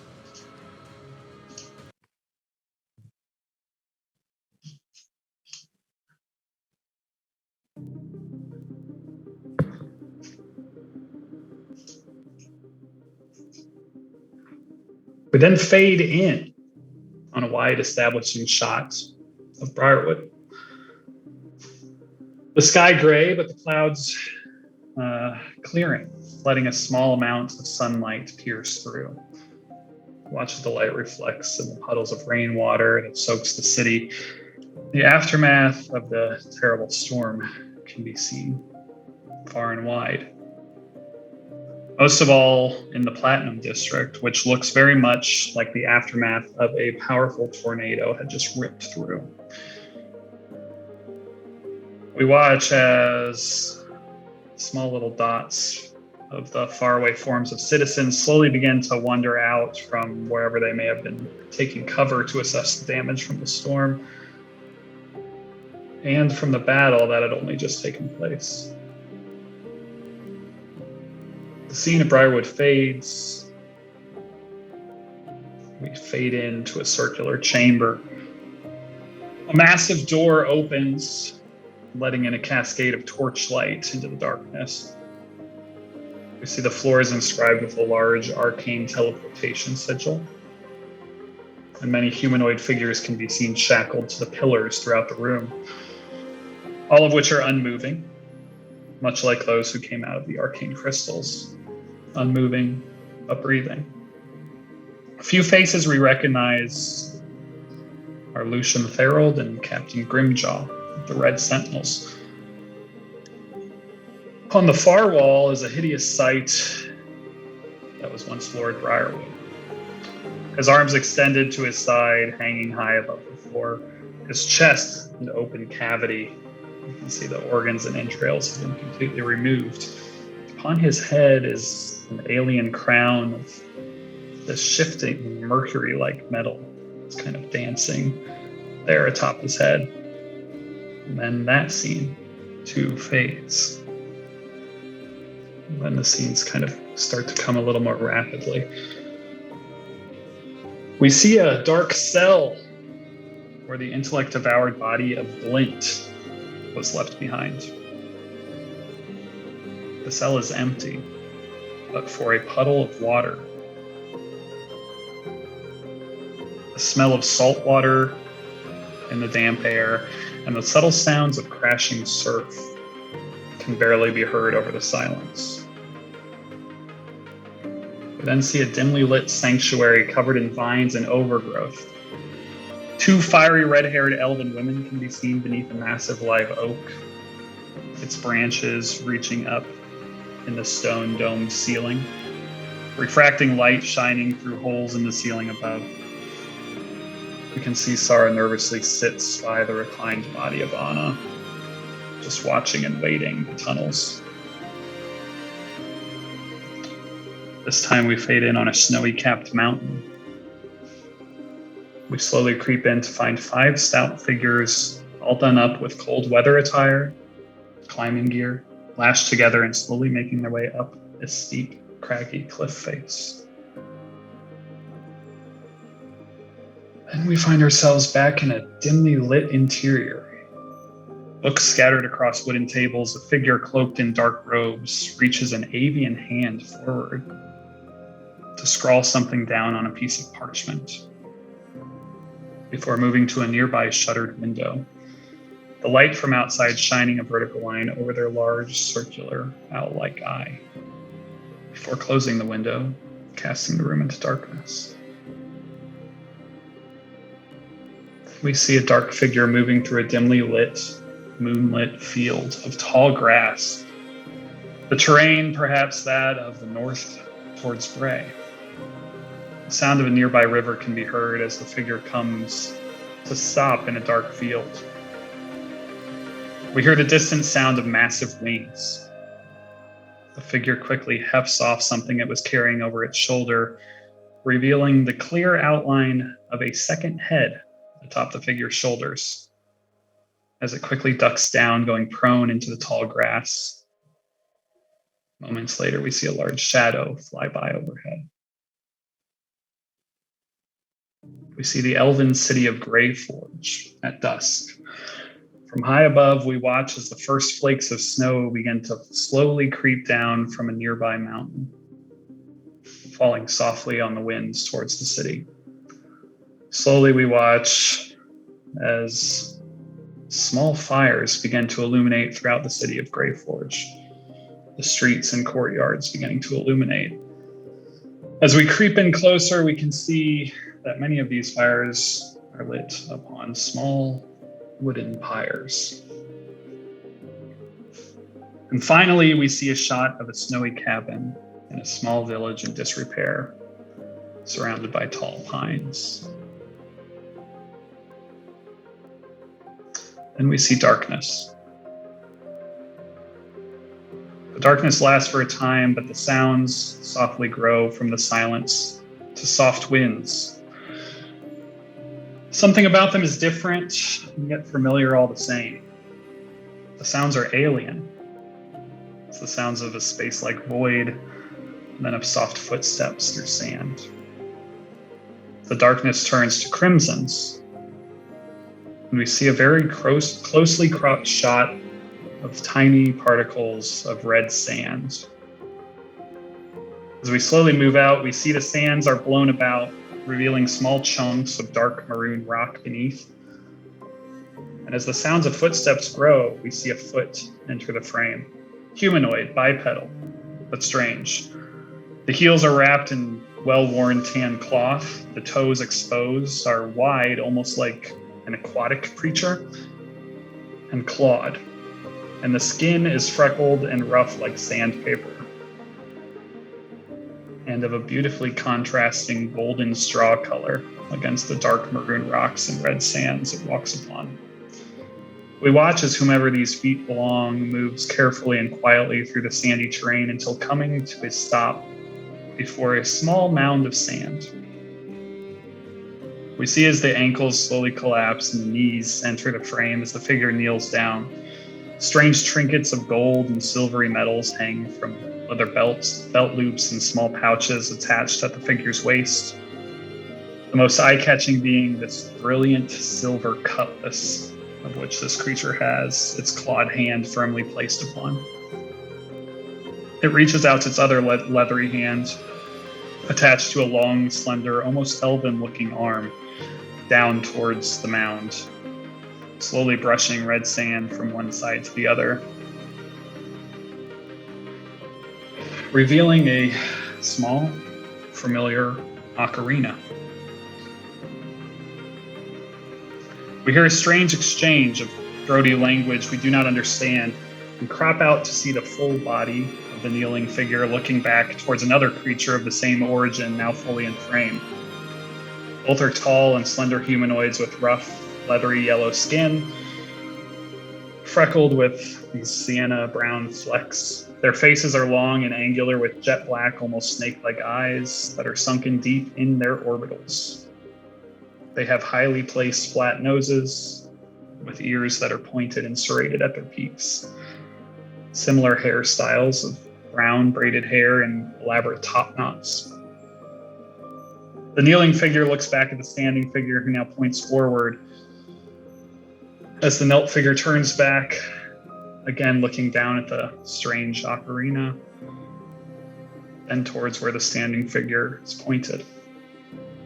The camera tracks to follow where we see amongst the Martian, craggy, asteroid-like terrain, covered in a brilliant red sand, a distant formation of rock a few hundred feet away, where a massive brain, black tentacles splayed across the red sands covered in this black ooze, lays dead in a large impact crater. Shards of blue crystals and other partially embedded corpses lay haphazardly around it. And we fade to black. And then the credits begin to roll on season 3 of The Burnt. But it's only 9 o'clock. So now, let us talk about what you want to accomplish in the immediate aftermath, the days, weeks, etc., that follow Briarwood Keep. There are many things that need to be covered, and many of them will be, but not all of them tonight. there's immense amount of information your party can gather from the Keep of Briarwood, both from what was left behind and from the survivors, which we will eventually get to, likely in a very large email, depending on how long you plan to stay in Briarwood and what you plan to do. Some amount of downtime is, though, going to pass before the next season starts. And what I'd like to figure out is what your party plans to do as a party moving forward. Your individual plans may, of course, impact what the party plans to do, so we can talk about some of those things, but some of them, for reasons we will be unable to at the present moment. So, you've done it. You should feel accomplished, although some of you have perished along the way. But perishing, of course, does not spell the end. At least it does not have to.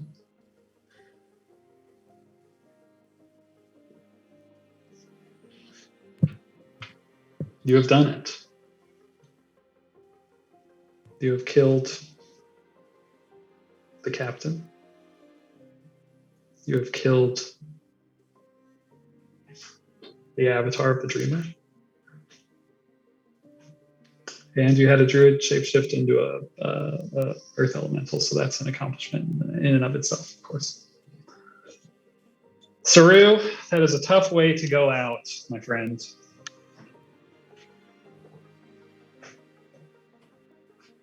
So, although we've already seen the credit scene, some of these, moving forward, we can do some things in character, some things out of character. It just depends what you want to do.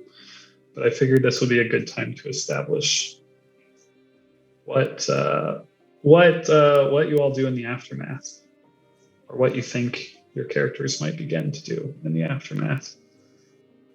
And there are many things that I have on my list that can and will be addressed, including Anna, Clint, Saru, Alec, Boris, Cat Mahomes. Cat Mahomes. At least he's like got like special celestial fae, stuff going on there. Well, Salig will start because he's probably the least emotionally invested in what has happened. Especially when he's a giant earth elemental Yeah. for the rest of his life. He's just stuck in that form now. After kind of ascertaining that it's safe, like, he wouldn't feel the need, I know others might, he wouldn't feel the need to check on any of the randos. Like, he would want to figure out how many people he could carry and kind of get out of Dodge. So, as you guys are discussing what needs to happen immediately afterwards, that's kind of, he would want to withdraw, and he's thinking about the promise he made to Sarah about Anna. So, And how long can he stay in that form? a long time, like 8 hours. Okay, cool. So he's not giving that form up, obviously, so he can. No, yeah, because he'll need to carry some people, presumably. So, like, after killing the captain, eventually would make way in the back room. Who all is, like, how many of the bodies got sucked into the portal? How many are still there? Are they all gone? How would that look like? Every corpse that's in the room, or every, unconscious body that's in the room, those are all present. If you want to murder Cornelius, this would be the time. Yeah. I want to what? Oh, murder Cornelius? Yeah. Gotcha. No. Are you sure? Yeah. You want me to? Cornelius is still in the room. Trumpkin is still in the room. That was the big one right there. Only a few were poured into the portal. I think 6 in total. Okay. Xerxes gives Trumpkin the silver piece for the hat. And yeah, when you all return into that room, you find that their bodies are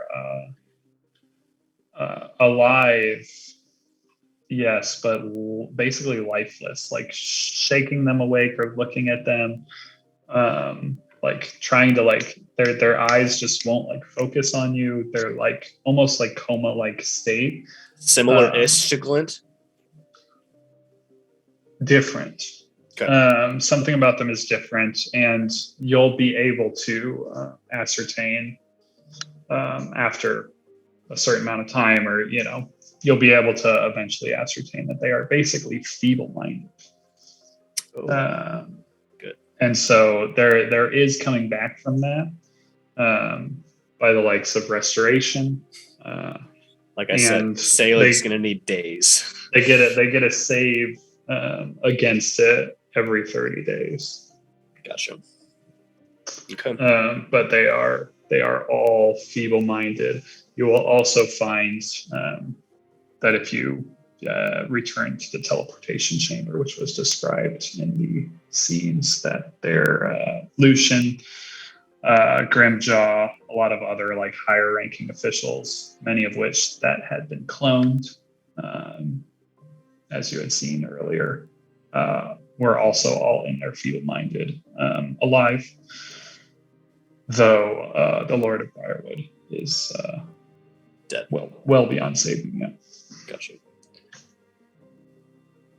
Do we? I guess my question to you, Michael, is like, do you want us to like talk super broad or like go in a linear fashion? Both. Either. It kind of depends on what you're specifically feeling. Like, obviously, we know that there's a lot that we're gonna be asking of Salig in the coming days, and for those of you that don't yet know what your character may or may not do when being called upon by the magical druidic.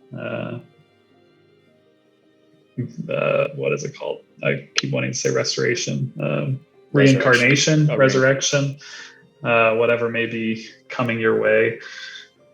We don't have to go through that tonight, unless you really would like to know what your new form would be. Or you can talk to me separately about those things if you would like to reveal that. In like the intro to the next season, because that's also something that we can do. So as far as like Anna goes, and possibly Saru, and I assume you're going to be trying to bring Kalik back, maybe Boris, all those things. Was Glint gone? Did I hear that right? Yes, returning to the cell, Glint, which you would do, you have to return by that cell. The cell is empty. There is basically like a puddle of salt water in there, and that's it. There's which wasn't there before, right? Yeah, no. There's nothing. None of his things. There's basically no sign of him.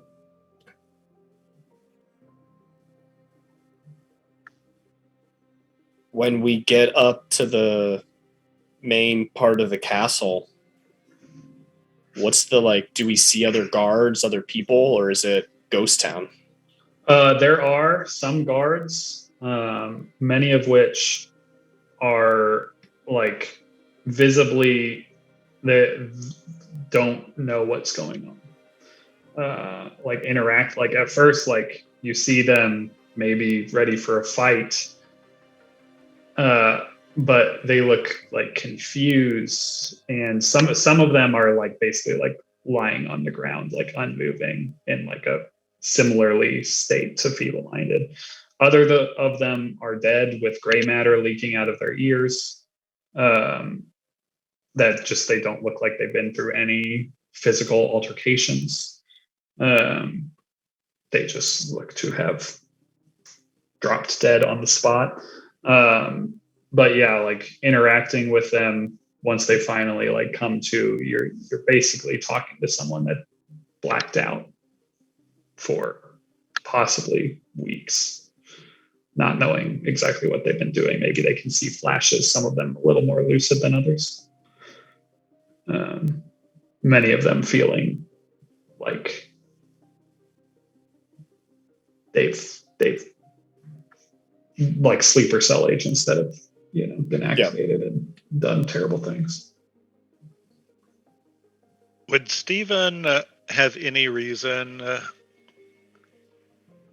for Saleg to bring back the captain at 1 hit point? Or is this a stomp a mud hole in him? Stop a mud hole. Because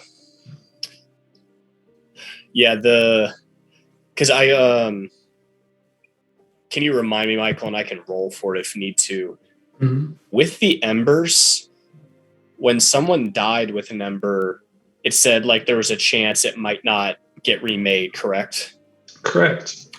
I would assume that like upon investigation of his body, we would not find one. The captain, address the captain's ember is something on my list. Okay. And that's probably a good place to start, because that would have been the first thing Steven looked for, because he assumed he had an ember the whole time. Yeah. So the corpse of the captain will essentially slowly start to burn away. And flake to ash, like over a period of time. If you kind of like walk out of the room, like it's very slow, but it's something that you see happen. And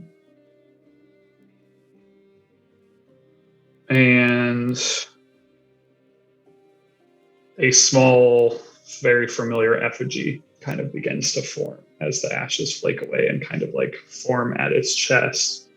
And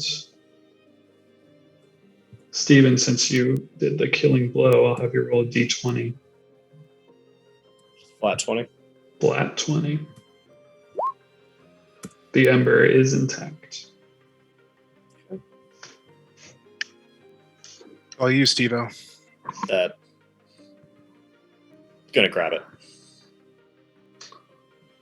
Okay. Let Steven become one with the shadows.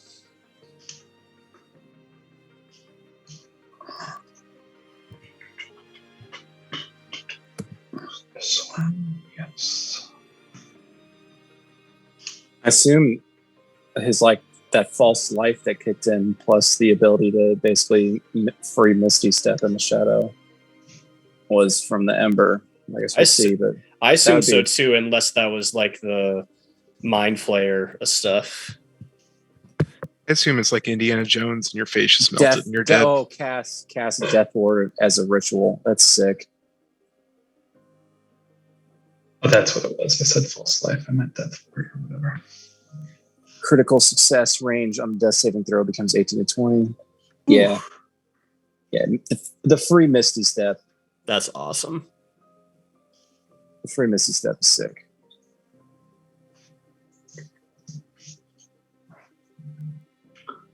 Yeah, Death Ward ritual, free Misty Step. And I love the RP of, Steven picking up the Ember and being like, I'm the captain now. Oh yeah, 100%. 100%. Damn it.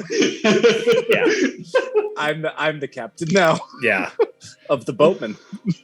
My only regret is that because like Michael knows where Steven's angling after this, but I only wish I'd thought of that line when I did the shocking grasp. That's my only regret. Yeah, I'm the captain now. I'm the captain now. Wow, hilarious.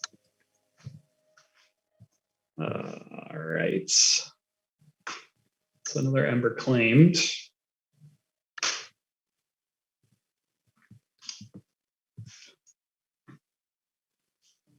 Can you put that on my, under my deal? Yes.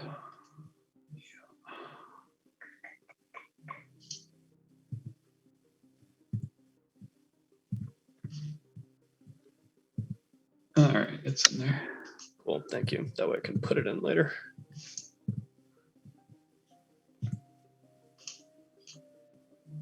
The party is now back up 2 Embers.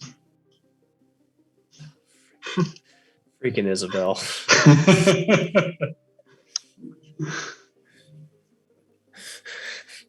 Croft, show your face to take credit for that.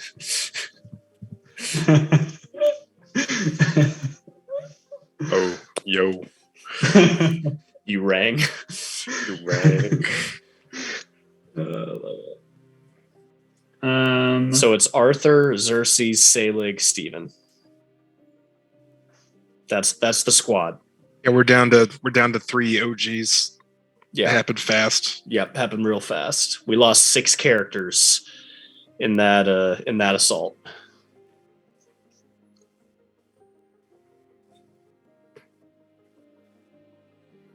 Remember when Xerxes fucking shot Calic? Yeah. and Cat. That was fun. I don't think anyone saw it. No. Steven might have been the only one. No witnesses. He was running. Yeah. Alex certainly didn't see it. No. Well, to Will, Nate, and Nick, do you 3 have thoughts? I have thoughts, but I want to give space and of to Michael's thing of what are we doing next?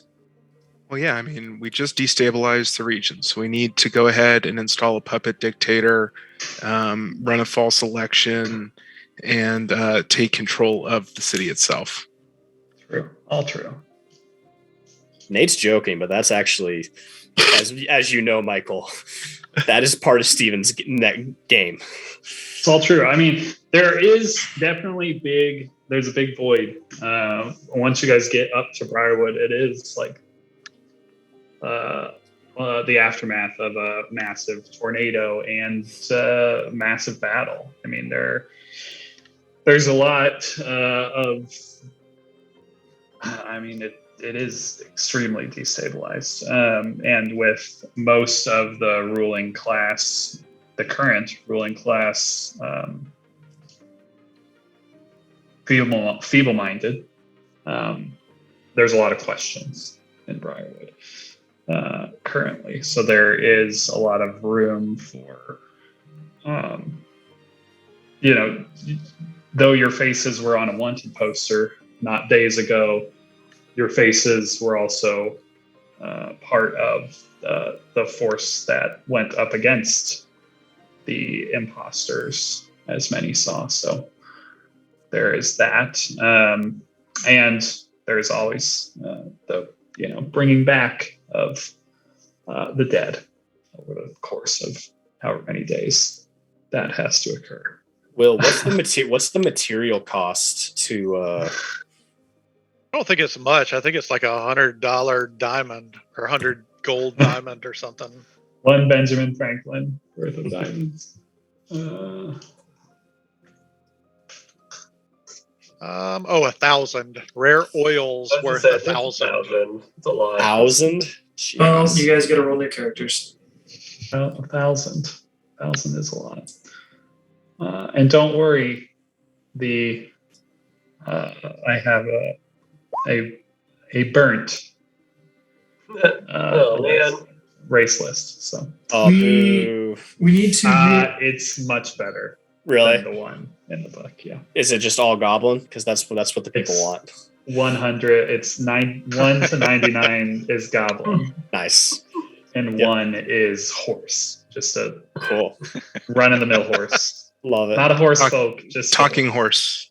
Not talking. Just a horse. We need to bring back Glintai first, so that way we can do his 200 gold worth of salt. Yeah. Too bad him and his salts seem to be missing. Gone. There's salt water in the cell. I feel like Xerxes would know Saru pretty well. I feel like he would advocate to not bring him back. Am I off on? I mean, obviously, if you want him back, Bartlett. I truly believe that Saru wouldn't want to come back that way, but I could be wrong. Well, there's also the piece of it too that you may not know. Like Selig may not offer immediately that there's he would say there's potential consequences, but he might not say, "Oh yeah, by the way, he's probably going to come back a different race." He may not even know. I mean, he He's may probably not going have to come used back that a spell goblin or a before. horse. Yeah. Well, so what I mean, knowing the cost now, there's just the issue of getting the materials itself to do it. Like Steven, we're doing Anna. Steven would really want to bring Calic back for lots of reasons. And then there's Saru, and I feel like I'm missing one other. Boris. Yeah, Boris. So, Cat Mahomes. so I've got a couple thoughts on that specifically.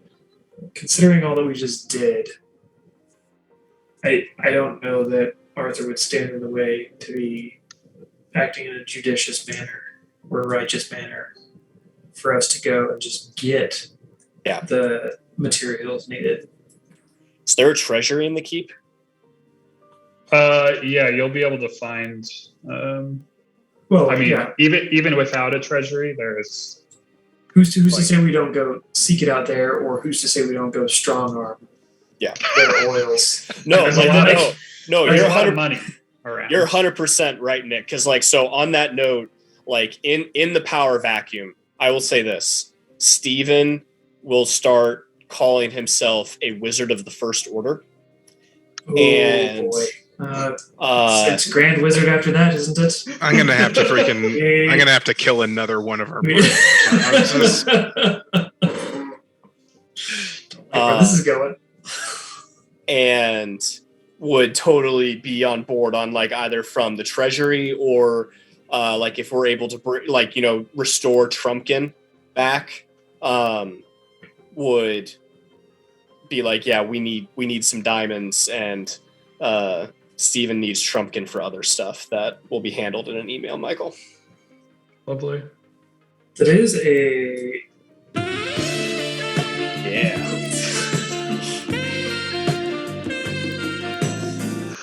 that is a long con that we've not yet done in a D&D campaign, where we've established like a wine empire, but we have yet to establish an actual empire.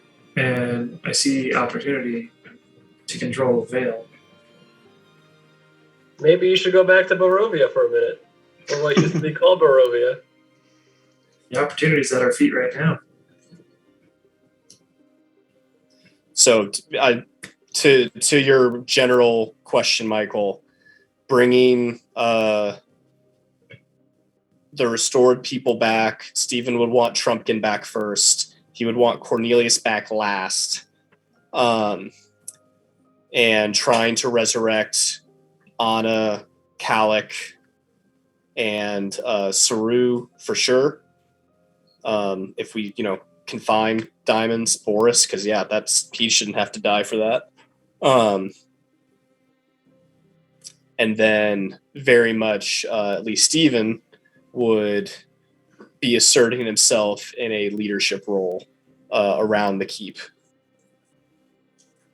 And Saleh would help him with that. Like he'd stand up behind Steven on the balcony, palming the captain in one arm or whatever, to be like, this dude is legit within reason. Like he's not going to preside over executions of the which Steven isn't doing at the moment. But he would not probably do any of that until everybody that needed to get up was up. He'd want to stay in the sanctuary until everybody that needed to be raised was raised. And he can do a combination of 3 raises and greater restorations per day, including 1 left today from an awesome spell that he was saving just in case. That's horrifying from my perspective that you had something that strong left. Yeah, that is because I was down to. I have 1 first level spell left. That's all I got. Yeah, Michael, when you grappled the elemental, and I was like, "Are you touching me?"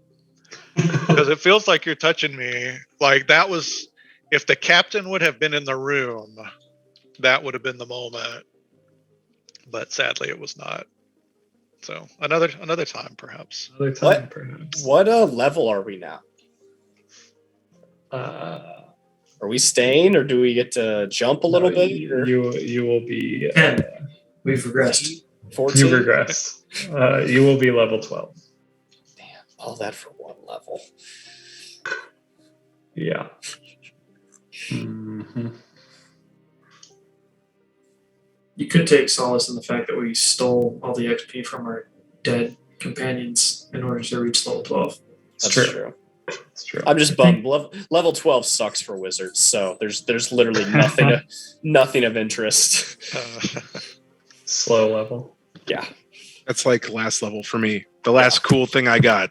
Break your gun for a crit. Oh yeah, that's right. Thanks. Cool. Hey, could have used that today, maybe. Yeah, To I shoot- mean, to the shoot only the thing that would make sense Dying is, body of Saru. you know, if I could use it on the astral gun, but that feels like absolute cheating because it can't be broken. Can't be broken. So Definite cheating. major cheating. I Love Croft Shruts. will throw you in the portal for that. With Saru's Ocarina. Right in the portal with Saru's Ocarina. Is first MO restoring people? I think so. I know Steven's attitude, desires, plans are greatly depend on if Anna comes back or not. And isn't there something, Michael, where it doesn't say it in the reincarnate, but it feels like maybe I've read it before somewhere? If a spirit is unwilling to come back, it doesn't have to. Correct. So yeah, we could haphazardly cast it, and if Saru doesn't want to come back, The components are still eaten, but yeah, the components aren't your biggest worry at this point. Yeah, I mean, they're free. We're just going to strong arm our way into what we need. yeah. I mean, it's unguents. Just head to the churches. You can find Nick some. is not even looking to purchase things at all anymore. He's like, that's not even an option. You know? guys are basically gods. Given what just went down, that seems like the least offensive thing. I mean, that's That we why I could do asked in the what our city. like resistance was like. If we were still having like guards against us, sure, maybe something different because down to one spell and we're all empty. But if they're just confused, like okay, yeah, power vacuum, we're gonna. A lot of shell shock. Or we could take out a hellacious loan and do things the clean way. No. And who needs to sign the loan paperwork? I imagine They're they all would. I feeble-minded. imagine they would give us good rates. Yeah, I mean, just ask Lucian. He'll sign anything right now. that's true. He'll get you that armor you wanted, right? He'll Oh. get you that armor. Yeah, you know what we're talking about. Remember me? You can have some That's a callback. studded leather. Bottle cap. Self bottle cap. Session 1 callback. Back to making good on what's owed. I will use that bottle cap to bring back one enemy that you all must fight. So yeah, Yeah. for today, assuming there was no reason to use the spell for anything else, like Selig could drag people back and raise somebody today. He would obviously vote Anna. That would, can be narrated at a different time. But maybe could be talked out of that if Stephen was like, hey, in order to control this power vacuum, we need this guy, we need Calic as a figurehead, or, we need Trumpkin to give us magic stuff so we can convince everybody, or we need, I mean, if you're able to do it tomorrow, like, another one tomorrow, I would imagine that wouldn't make or break us, Calic being here today versus tomorrow. Because like I said, see, let's say, like, I don't know if Connor's still on or not. If Anna doesn't want to or can't come back for whatever reason, like I have built a door that Steven is going to pursue as far as like what his next steps and his character development is like. Whereas if Anna does come back, then it's a door B sort of situation and very much kind of a fork in the road, considering if Anna didn't come back, that would once again be another female figure in his life who has died or abandoned him or something along those lines. So pretty important to the Steven story, I think. Selig will get Nick to go strong arm all the therapists in town and have them just talking to Steven around the clock. Also, we'll take any fine unguents that you may have. Yeah. I'm here, and I am. I mean, Michael had hinted that it could be a possibility, so I'm here, and I am good to go with whatever. Michael and I lightly emailed about a month ago at this point. Yeah. 6 weeks ago too, but and have some ideas. No, Anna. If Anna is reincarnated, if Anna is called to be reincarnated, she's going to come back. She feels her character. Although, I mean, being away from her has made me think like it would be fun to play other characters, but her story feels very incomplete narrative wise, and RP wise. She would come back. That's just who she is. So I don't have to overthink it, or I've also had plenty of time to think about it. So I am, if that's the route that you guys want to take tonight, I'm game. But also, and because I am not sure where it's going to go. And I don't know if Michael knows where it's going to go either. If he's got some ideas, or if it's like, hey, we're going to reincarnate Anna. Anna knows she's going to come. We know Anna's going to come back, and then we're going to pick this up at some other time. I'm really good with whatever, but I'm here and able and willing to participate. So from my perspective, all I have is a list and an idea. So I know the possibilities of Anna's return, as far as what that looks like and what she looks like. But as far as I think we could do some interesting things narratively if that's not revealed tonight. But knowing she comes back is also important. So it could be I just have Connor roll the dice and I can tell him and only him what he comes back as. I would not. Yeah, I mean, I would like to know. Yeah, I would like to know. It's for your. You get to know. But I will need to open my horse.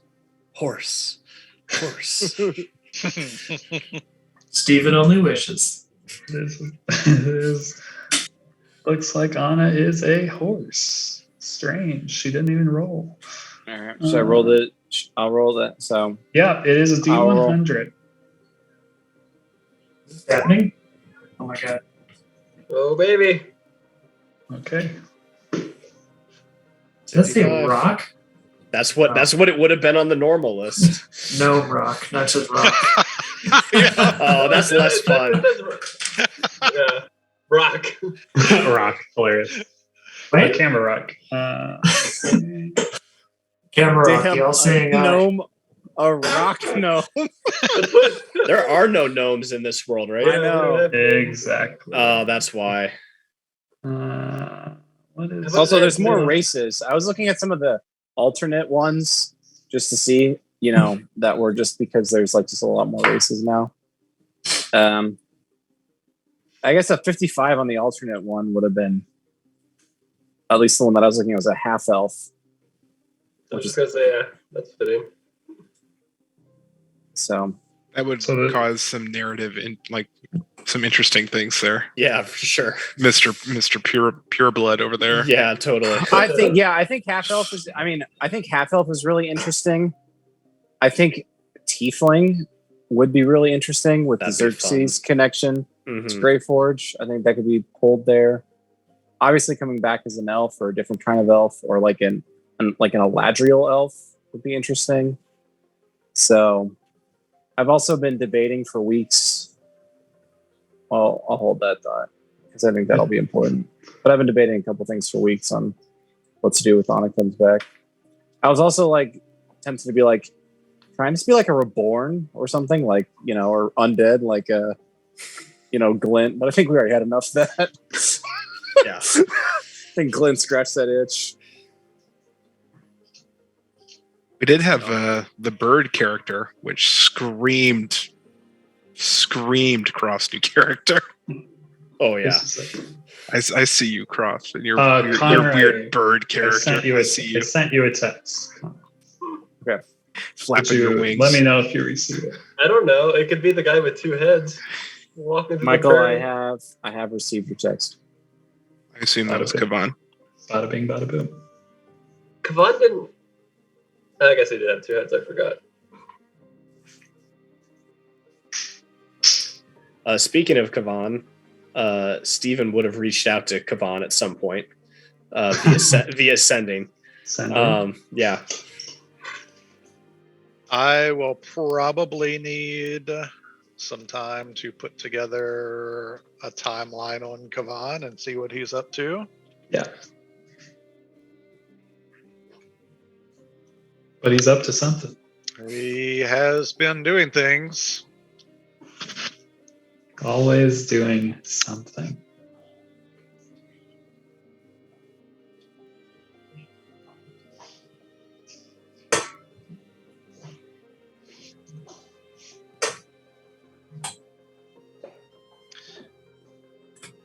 And I guess we have plenty of time to. So, two things. One, just so we don't forget about it, like we do know, and I say we, Selig would know as much as he has been filled in on, you know, something about Greyforge, and if there's something we need to do with this puppet government to like not put our party front and center, I'm sure you guys will take that into consideration. I wouldn't really know how to do that. Anna being back alive would help, and would maybe. It's going to be hard because she's a horse, but she will do her best. Yeah, I will do my as a you know. That's going to be really fun. I'm excited, like, of the opportunities to like go back to Greyforge now with. Well, last time we had a horse, it didn't end so well, so we might not. True. Yeah. Old Beach. If Calic is able to come back, Michael, would want to make a lot of use of his. I don't even know what the word for it is. His his supercharged arcane eye, or his amplifier, I think is what it was called. Yeah, arcane amplifier. Yeah, the arcane amplifier to do things. Whether it's look for embers or look into Greyforge, because like there were areas he wasn't able to even look in. Look in Mountain Heart. That is a massive reason to bring him back over the course of the next few days, for sure. And his body will return as well. We can actually roll him as well. I don't want to reveal it if he also gets a 55. But what if he's like a dwarf that has no magical abilities? Should I DM roll it? I don't, because we don't know if Saru's rolling yet or not. I wouldn't be surprised if Saru doesn't know if Saru's rolling yet or not. Yeah. No, I just need to know if you guys are going to try to resurrect him, and then I'll figure out the rest from there. Oh yeah. There is no reason we wouldn't. I don't think, unless one of the alive people wants to articulate an argument. Like, because I think Nate, you had mentioned something about like. Xerxes would just feel uncomfortable with the concept. To him, death is death, and messing with it doesn't seem right. But he won't stand in the way of that either. Just know that he's not stoked. He will not help, and he's not about it. Well, then why don't we put a pin in it? Because I guarantee, the odds of Anna coming back as something not an elf are pretty high. And I imagine like that would also maybe influence the argument. You know what I mean? That like if we see Anna come back as a Firbolg or something like that, then Xerxes and maybe like would be even more like, no, he's not going to come back the same. He wouldn't want to do that. Right, but again, like I'm also not trying to like impose my like. Yeah, no, Preston, it's over. No, I have all three scenarios and have had for a while. So if you guys don't resurrect him, I've got a plan. If you guys do, I've got a plan. If you guys do and I decide I don't want to or he doesn't want to, I've got a plan. So this is in your guys' hands. I have a path to go no matter what you guys decide. I do have some news. Michael texted me I'm coming back as a Velociraptor named Gary. That's so just be careful. Be careful. Wait, no. If you roll 55, wait, named Gary or Doug? No, it's gonna be a territory fight with Doug. Yeah. This is great because Steven needs lieutenants and Doug is one for sure. Doug was a force to be reckoned with. And getting another one is just, there's a lot of sections of the city, a lot of districts that need covering. I feel like they're Fae. It's the same ones that come back every summons, right? 100%. Mm-hmm. Yeah. Doug always comes back. That's canon. Even if you just bring in like one creature, it's Doug.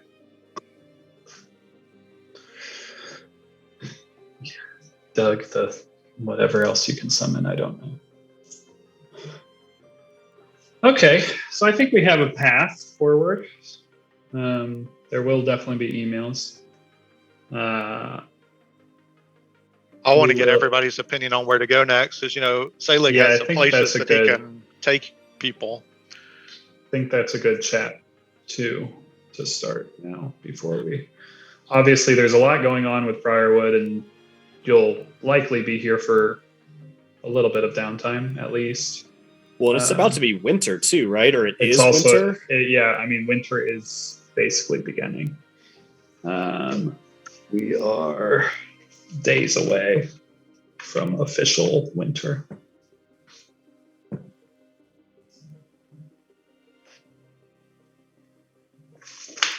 So that's something else to consider.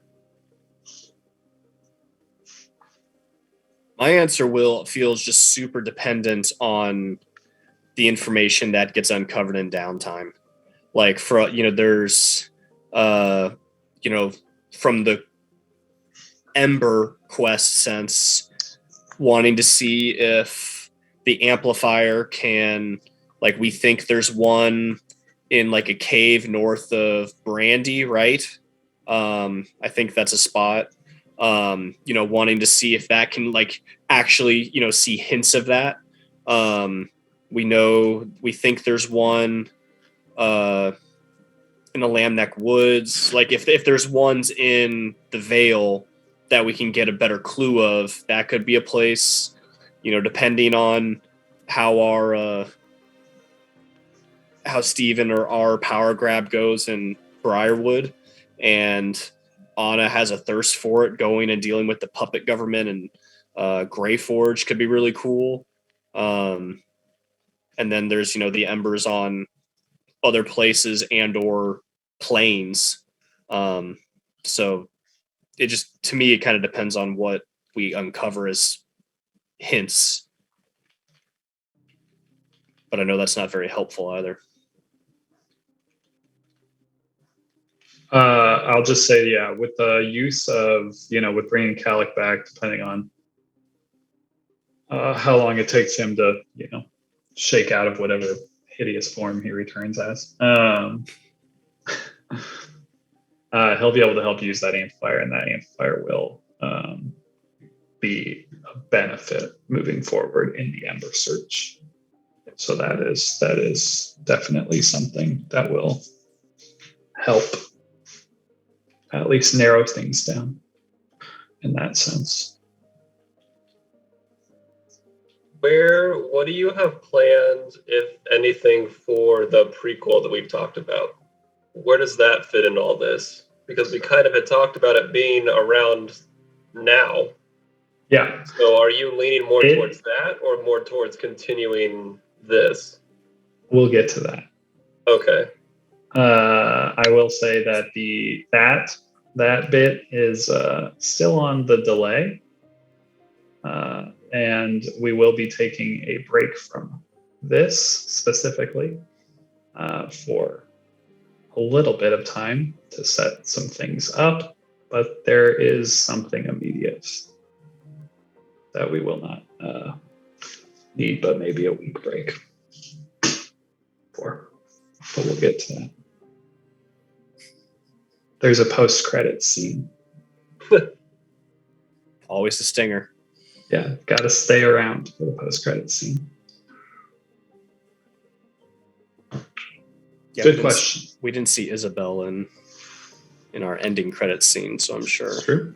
It's Well, true. I cut the camera off when Steven threw the fireball because I figured it was over. Yeah, smart.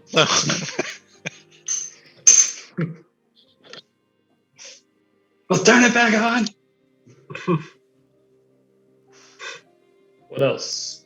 I think we've gone through most of my things that I have here.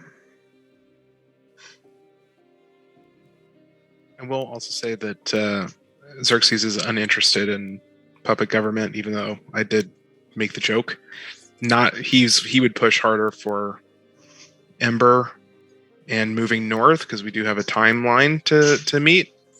We have to get up there by the winter, if I remember right. End of winter, first day of spring. It's springish, yeah. Well, I can get us up there today. Yeah, we have his tree portals. Just but leave we- Anna but- behind and go. Stuff. It would it probably would be a good idea to go through the Lamnic woods and see if we can't find something with that ember specifically, Yeah, because that's true. that's on the way.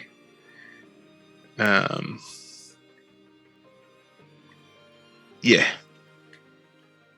I think also a lot of montages of us training to get to level 13. Smart, yeah. Because that...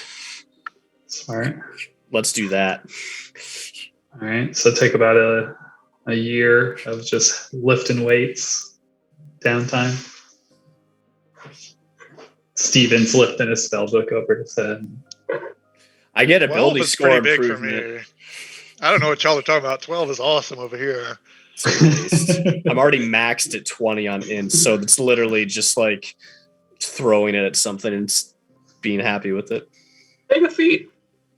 I don't like any of the feats. I need to look again, Take a but feat. There's like a billion feats. There's got to be one you like. Create one on your own. That's what I did.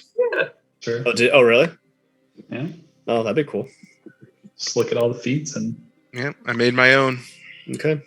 Start combining things. there's a bit of a process, but it went pretty smooth.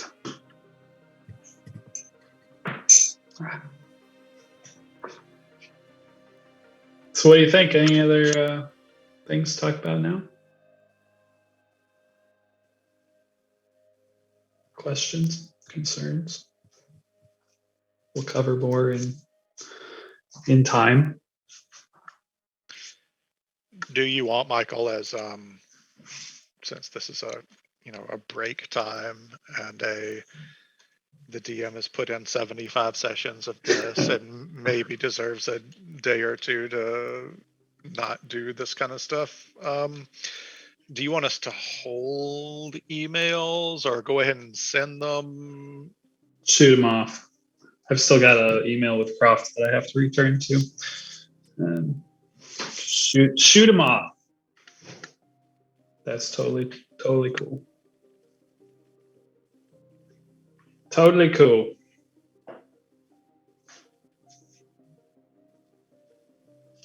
Also, this track is just fire. What else? Anything else?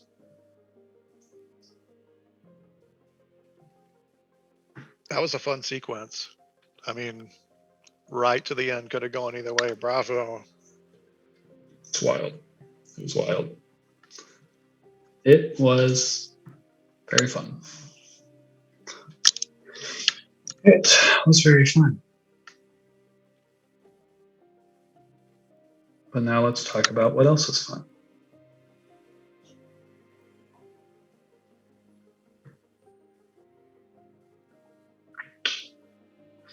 We watch as the final credits slowly creep past the top of the black screen. From the darkness comes the sounds of the sea. We hear the creaking of a ship and the spray of ocean water in the distance.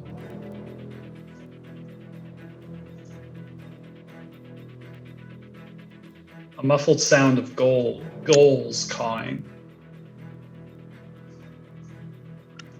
As an image comes into view, we hear an ink pen scrawling across parchment. And by the light of a candle, we see a figure swinging to and fro in a patchwork hammock in the damp underbelly of some kind of wooden sailing vessel.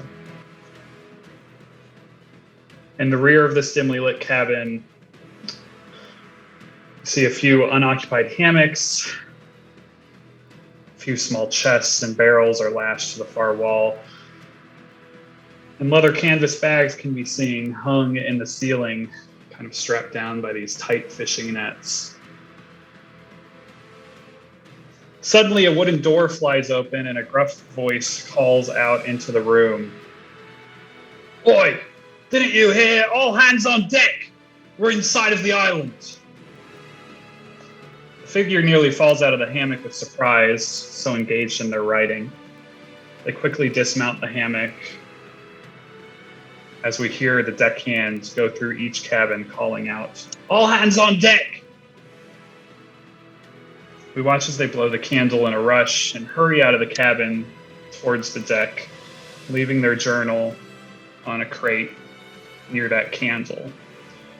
We watch as the flame that wasn't quite blown out begins to once again light up and glow. And as the camera pans down to an open page in the journal, most of which seems to be the unintelligible inventory system of a merchant or collector buying or maybe selling what appears to be art objects. As that candle regains its full flame, we focus in on the words in the upper right corner, which reads, 16th, the blooming of Elwyn, 1434.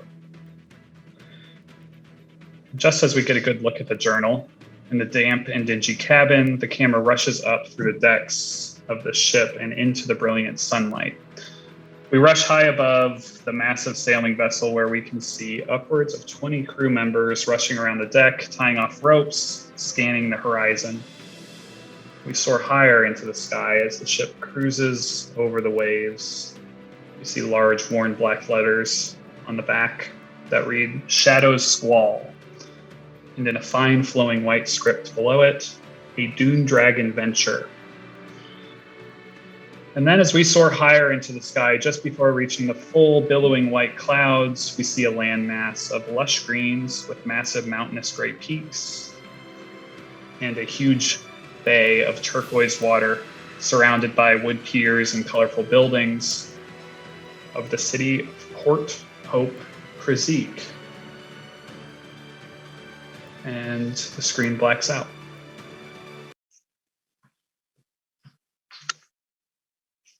And we will talk about some level 3 characters that we will be playing for a small interim in 1434 before we get back to our main story in the coming weeks. Let me tell you guys, I'm very excited. Some things have just come together, and it's good. It's very good. It's very, very good. It's very, very, very good.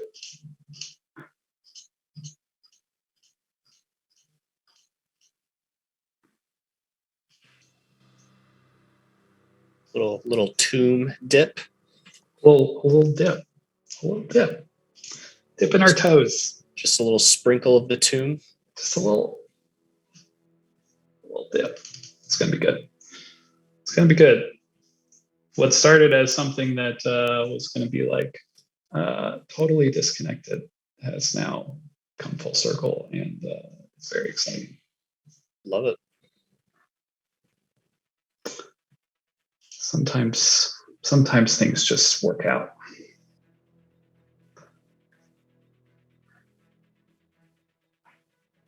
So yeah, we'll be dipping our toes in the tomb, but it's not exactly the tomb. But it is. But it isn't. Be very fun. Nice. Very exciting.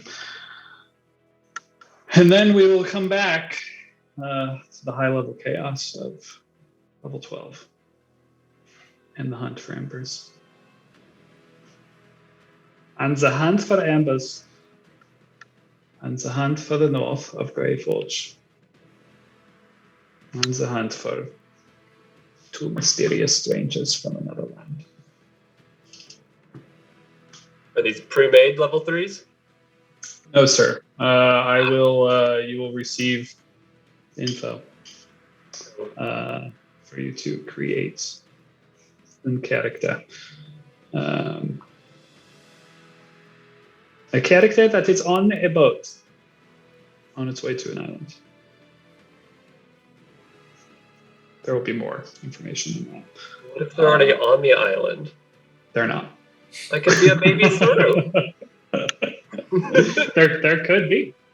Maybe a little too. I bet we'll see like a family member Maybe in the an background ancestor. somewhere. Yeah. Maybe an ancestor, sir, but yeah. I mean, you said it was 1434. That's only 30 years before. like 40. Yeah, it's 33. 40 something years. 67 is when the. Yeah. Yeah, but we're at 75. Oh, right now I know, but I'm thinking the burning happened in 67, Mm-hmm. and we were all around there. Oh, there's quite possibility for certain people to be Yeah. around and alive. Feel free to look at that timetable in your old thing. See where exactly this is taking place. Right before the PI, for those asking at home. For those asking at home, Maybe we start the PI. who's to say? You might. Maybe we are the PI. You may be. Maybe the PI was the friends we made along the way. Yeah. Perfect. Maybe the PI was the good team. Who's to say? Who's to Maybe say? they Act their world. I mean, if I'm supposed to be creating a character that's on a boat, I guess I'm making a bard named, Andy Sandberg. Nice. I'll make you Solid. pay. Solid.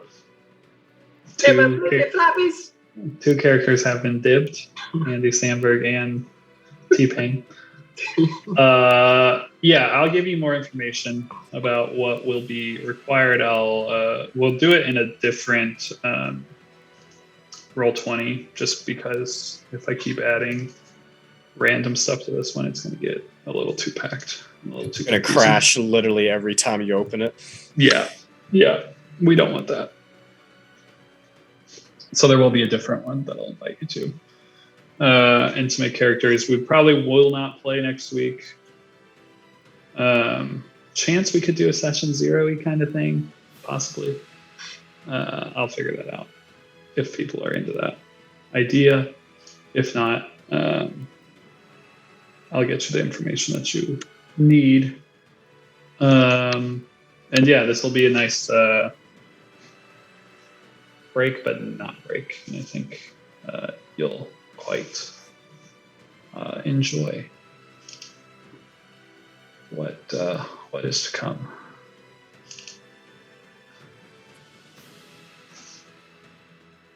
And then we will we'll also get back to this one, and we'll probably use it like a flip back and forth type thing from the two. because it'll help me get ahead in this one a little bit. Okay, so you see long term for these these new characters, though it's not just they'll be around for some time. Like it's not like a 1, 2, 3 shot. Gotcha. These guys can level up and be more long term. We'll probably bounce back and forth a few times. I'm planning to use it to help me get ahead in this, while also being like a tone shift at the same time, like a little refresher. I think it'll be good. Cool.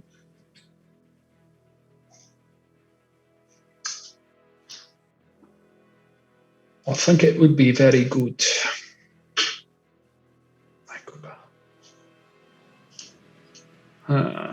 But yeah, so plan level 3, all races that we've basically allowed in this. Plus, there's other options as well. Just have to hit me up, chat about it, figure it out. The return of Nordle is not unforeseen, so I see you, Connor. You want Nordle? We can figure it out. I don't know. We'll see. Think about it. Yeah, it all depends. There's a specific race, or there's a specific class I've really wanted to play, and it's not a barb. So it's going to be a real struggle between, do I play Nordle? Do I play the class that I've been wanting to play? You know, the struggle. Human champion fighter. Struggle is real. Oh yeah, human champion fighter. Yeah, that's what I figured. Classic. What class are you wanting? Monk. I've wanted to play a monk for a little while now. Well, the All Monks campaign, I believe, has been sidelined. This could be the All Monks campaign. That's the all road campaign. I guess I thought that was the All Monk campaign. Didn't we have 2 monks confirmed?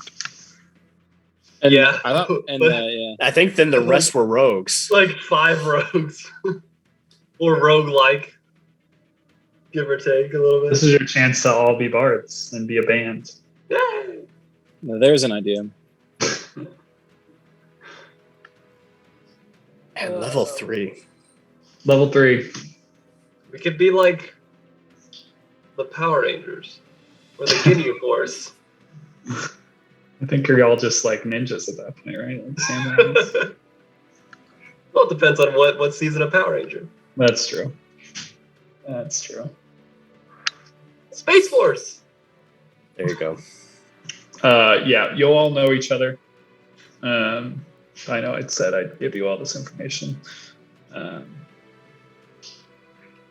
You'll all have worked together before, unless there is some very specific reason that doesn't fit your build. But we can talk about that.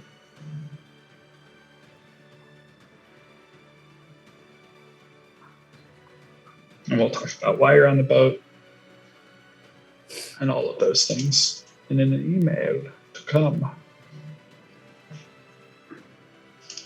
That has already been partially drafted.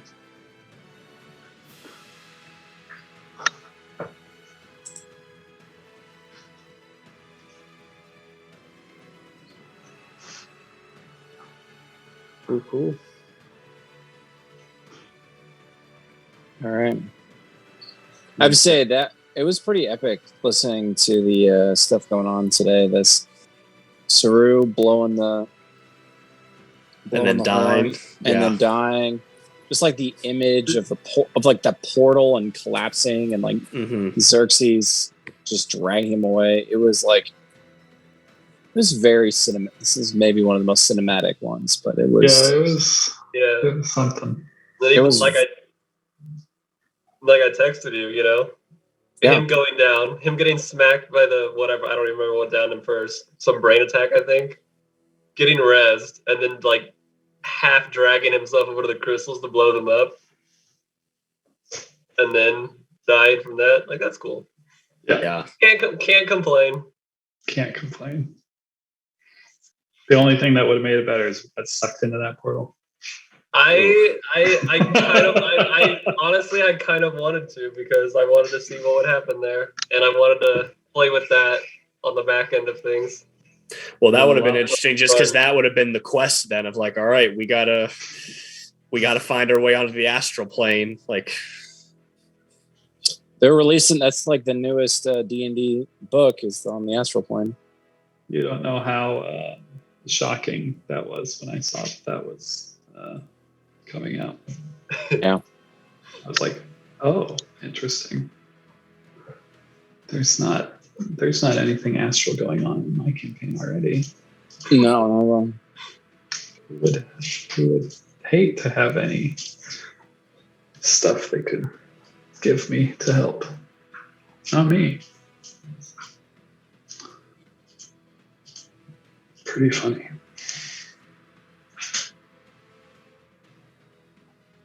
Well, I look forward to meeting horse version of Anna and probably Goblin Saru. oh, if Preston's coming back, it'll 100% be Goblin. Like, you don't even Goblin or Halfling, one or the yeah, other. that's a given. I was a dwarf for a minute. That's true. Yeah. Like literally a minute. How long did that last? Was that a session or? I think yeah, Class literally just for dwarf. Yeah, it was Yeah. It's like seconds, okay. yeah. like minutes. It was not very long. No. But yeah, it was from halfling to goblin back to halfling. Yep. Yeah. Yep.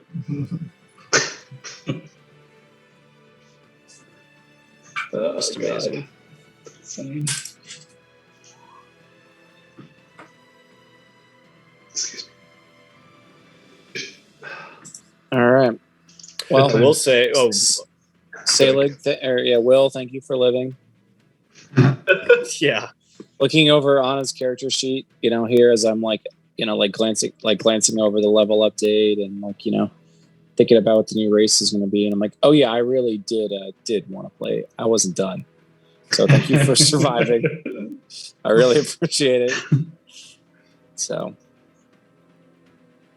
I will say now that Croft is back, I know it's super hard, Connor. Like, we'd have to target like September or something like that, but it would be fun to do a Tuesday night in person. yeah, I mean, if I can play if I can be online, I could be in person. No, I'm through the worst of it, I think, at least for a little while. Just play for one more scoop. Although I guess, Oh yeah. I guess having another kid will make that a little more complicated. Probably. Yeah, that's why I said September. Yeah, I didn't really think about the kid. I just was thinking about ice cream. So that's my bad. That's the Who mind of the hasn't said business that owner. before? Yeah. So it's been yeah. But yeah, no, I would love to play it. Yeah, I mean, if we could organize it, I'd love to play in person again. Roll real dice. Yeah, Heck, or heck, even like that would be even more amazing. But just like if it had to be just all of us with our laptop like that, if that's the cost of doing business, then that's the way it goes. Yeah, just in person for the role playing, and I think listening to what the Class Canon Pod guys do, they take advantage of having the maps and all the stuff on Roll20, but they still role play in person, which is big, and they still roll dice. That'd be awesome. So I think that's a pretty good. So Nick, Michael, you guys caught up on today's GCP 3-hour session? I think Nick is like 100 episodes behind. 15 months behind. Yeah. Okay. Nick is way behind. Michael, I'm caught up. We could talk offline. Yeah, I watched it. I watched it as well. Preston, are you watching it? I'm not watching. I listen to it. I listen to it on Wednesdays because I don't want to listen to it on Tuesdays and then come play this and have that difference and be like, bah! Sure. Yeah. So I always, well, sometimes I listen, but yeah, usually I save it for Wednesdays. That's my big one. It was good. It was 3 hours long. So I saw it was 3 hours, and I was pleased that last week's it was actually like mostly them playing and not them vamping for like 2.5 hours and then 30 minutes of gameplay. That nonsense. I kind of love when they vamp for that one. I don't come mind for the them vamping. vamping. I just mind them vamping for 45 minutes out of a. Just avoiding. episode. I'm like, come on. Yeah. Like I get what you're doing. I get it gives you more episodes and more whatever, but like, come on now, play a little bit more. Behavior is very good. Love the vamping. It's very good. Yeah, it was good. It was good. I believe it. Last episode was good, so I'm expecting the last couple to be. Next one should be really, really interesting. Yeah.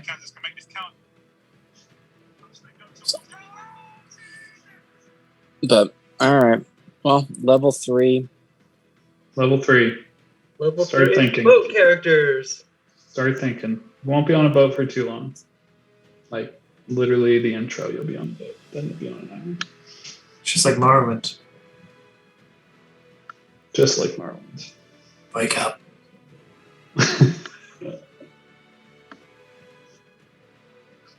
Get excited. Be great. Level 3, level 12. Level 3 and level 12. Croft 40 some odd You- years apart. also started level 3 on Morrowind.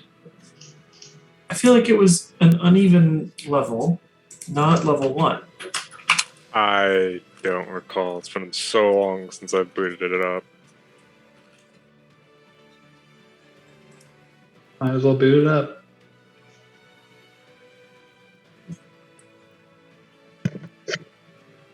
I really thought the internet would pick me up. Not a lot of Morrowind players out there on the internet. There are dozens of us. I feel like it's level 3. I'm gonna say level 3, and you guys fact checked me. You could just tell me it's level 3 and I'll believe it. It's level 3. I don't believe you.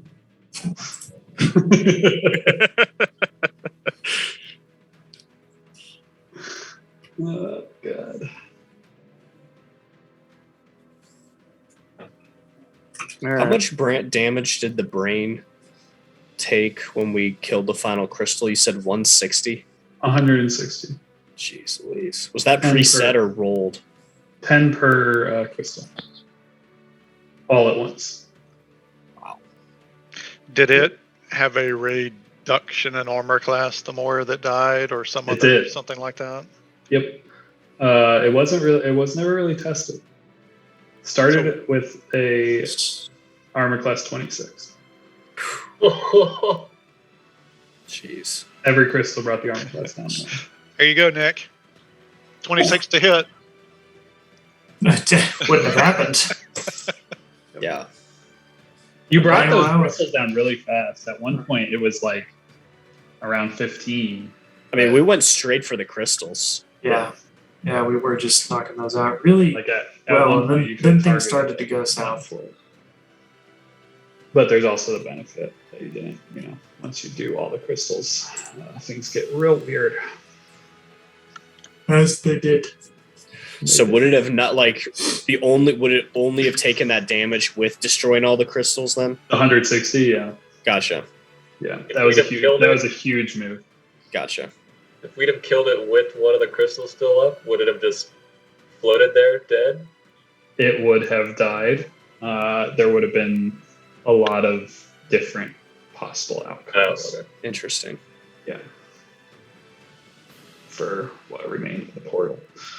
And falling into the portal didn't necessarily spell disaster for you. But Xerxes, throw me in the portal! There's things still would have time! happened. Things would have happened. We would like to retcon something. I want to explore this part. Yeah. You can res me later. There's a lot of moving mechanics like- in that room. Maybe it's like the Feywild. 3 days for you guys is like 40 years for me. Let's just say the ocarina wasn't the only thing on my list of things that I could have said. Oh, I'm sure. And Man.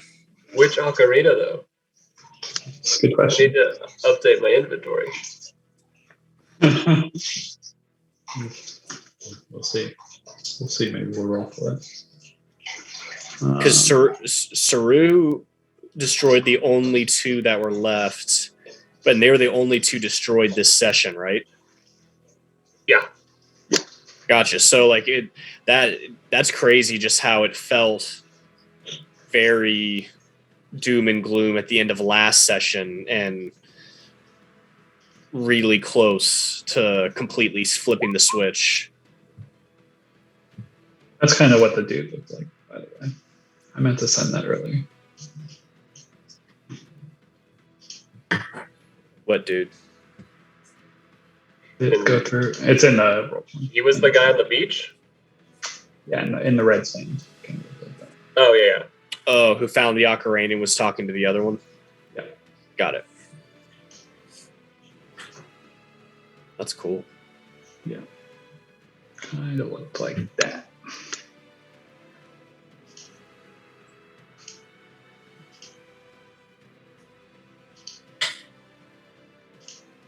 Ooh. All right, guys. Good job. Thanks for winning. Thanks for staying alive. That was an enjoyable session to listen to. I cannot wait to see where the fallout takes us. I'm very excited. Good things on the horizon. So, have a good night. Later. Bye. See you. Somebody say something cool to close out the chapter.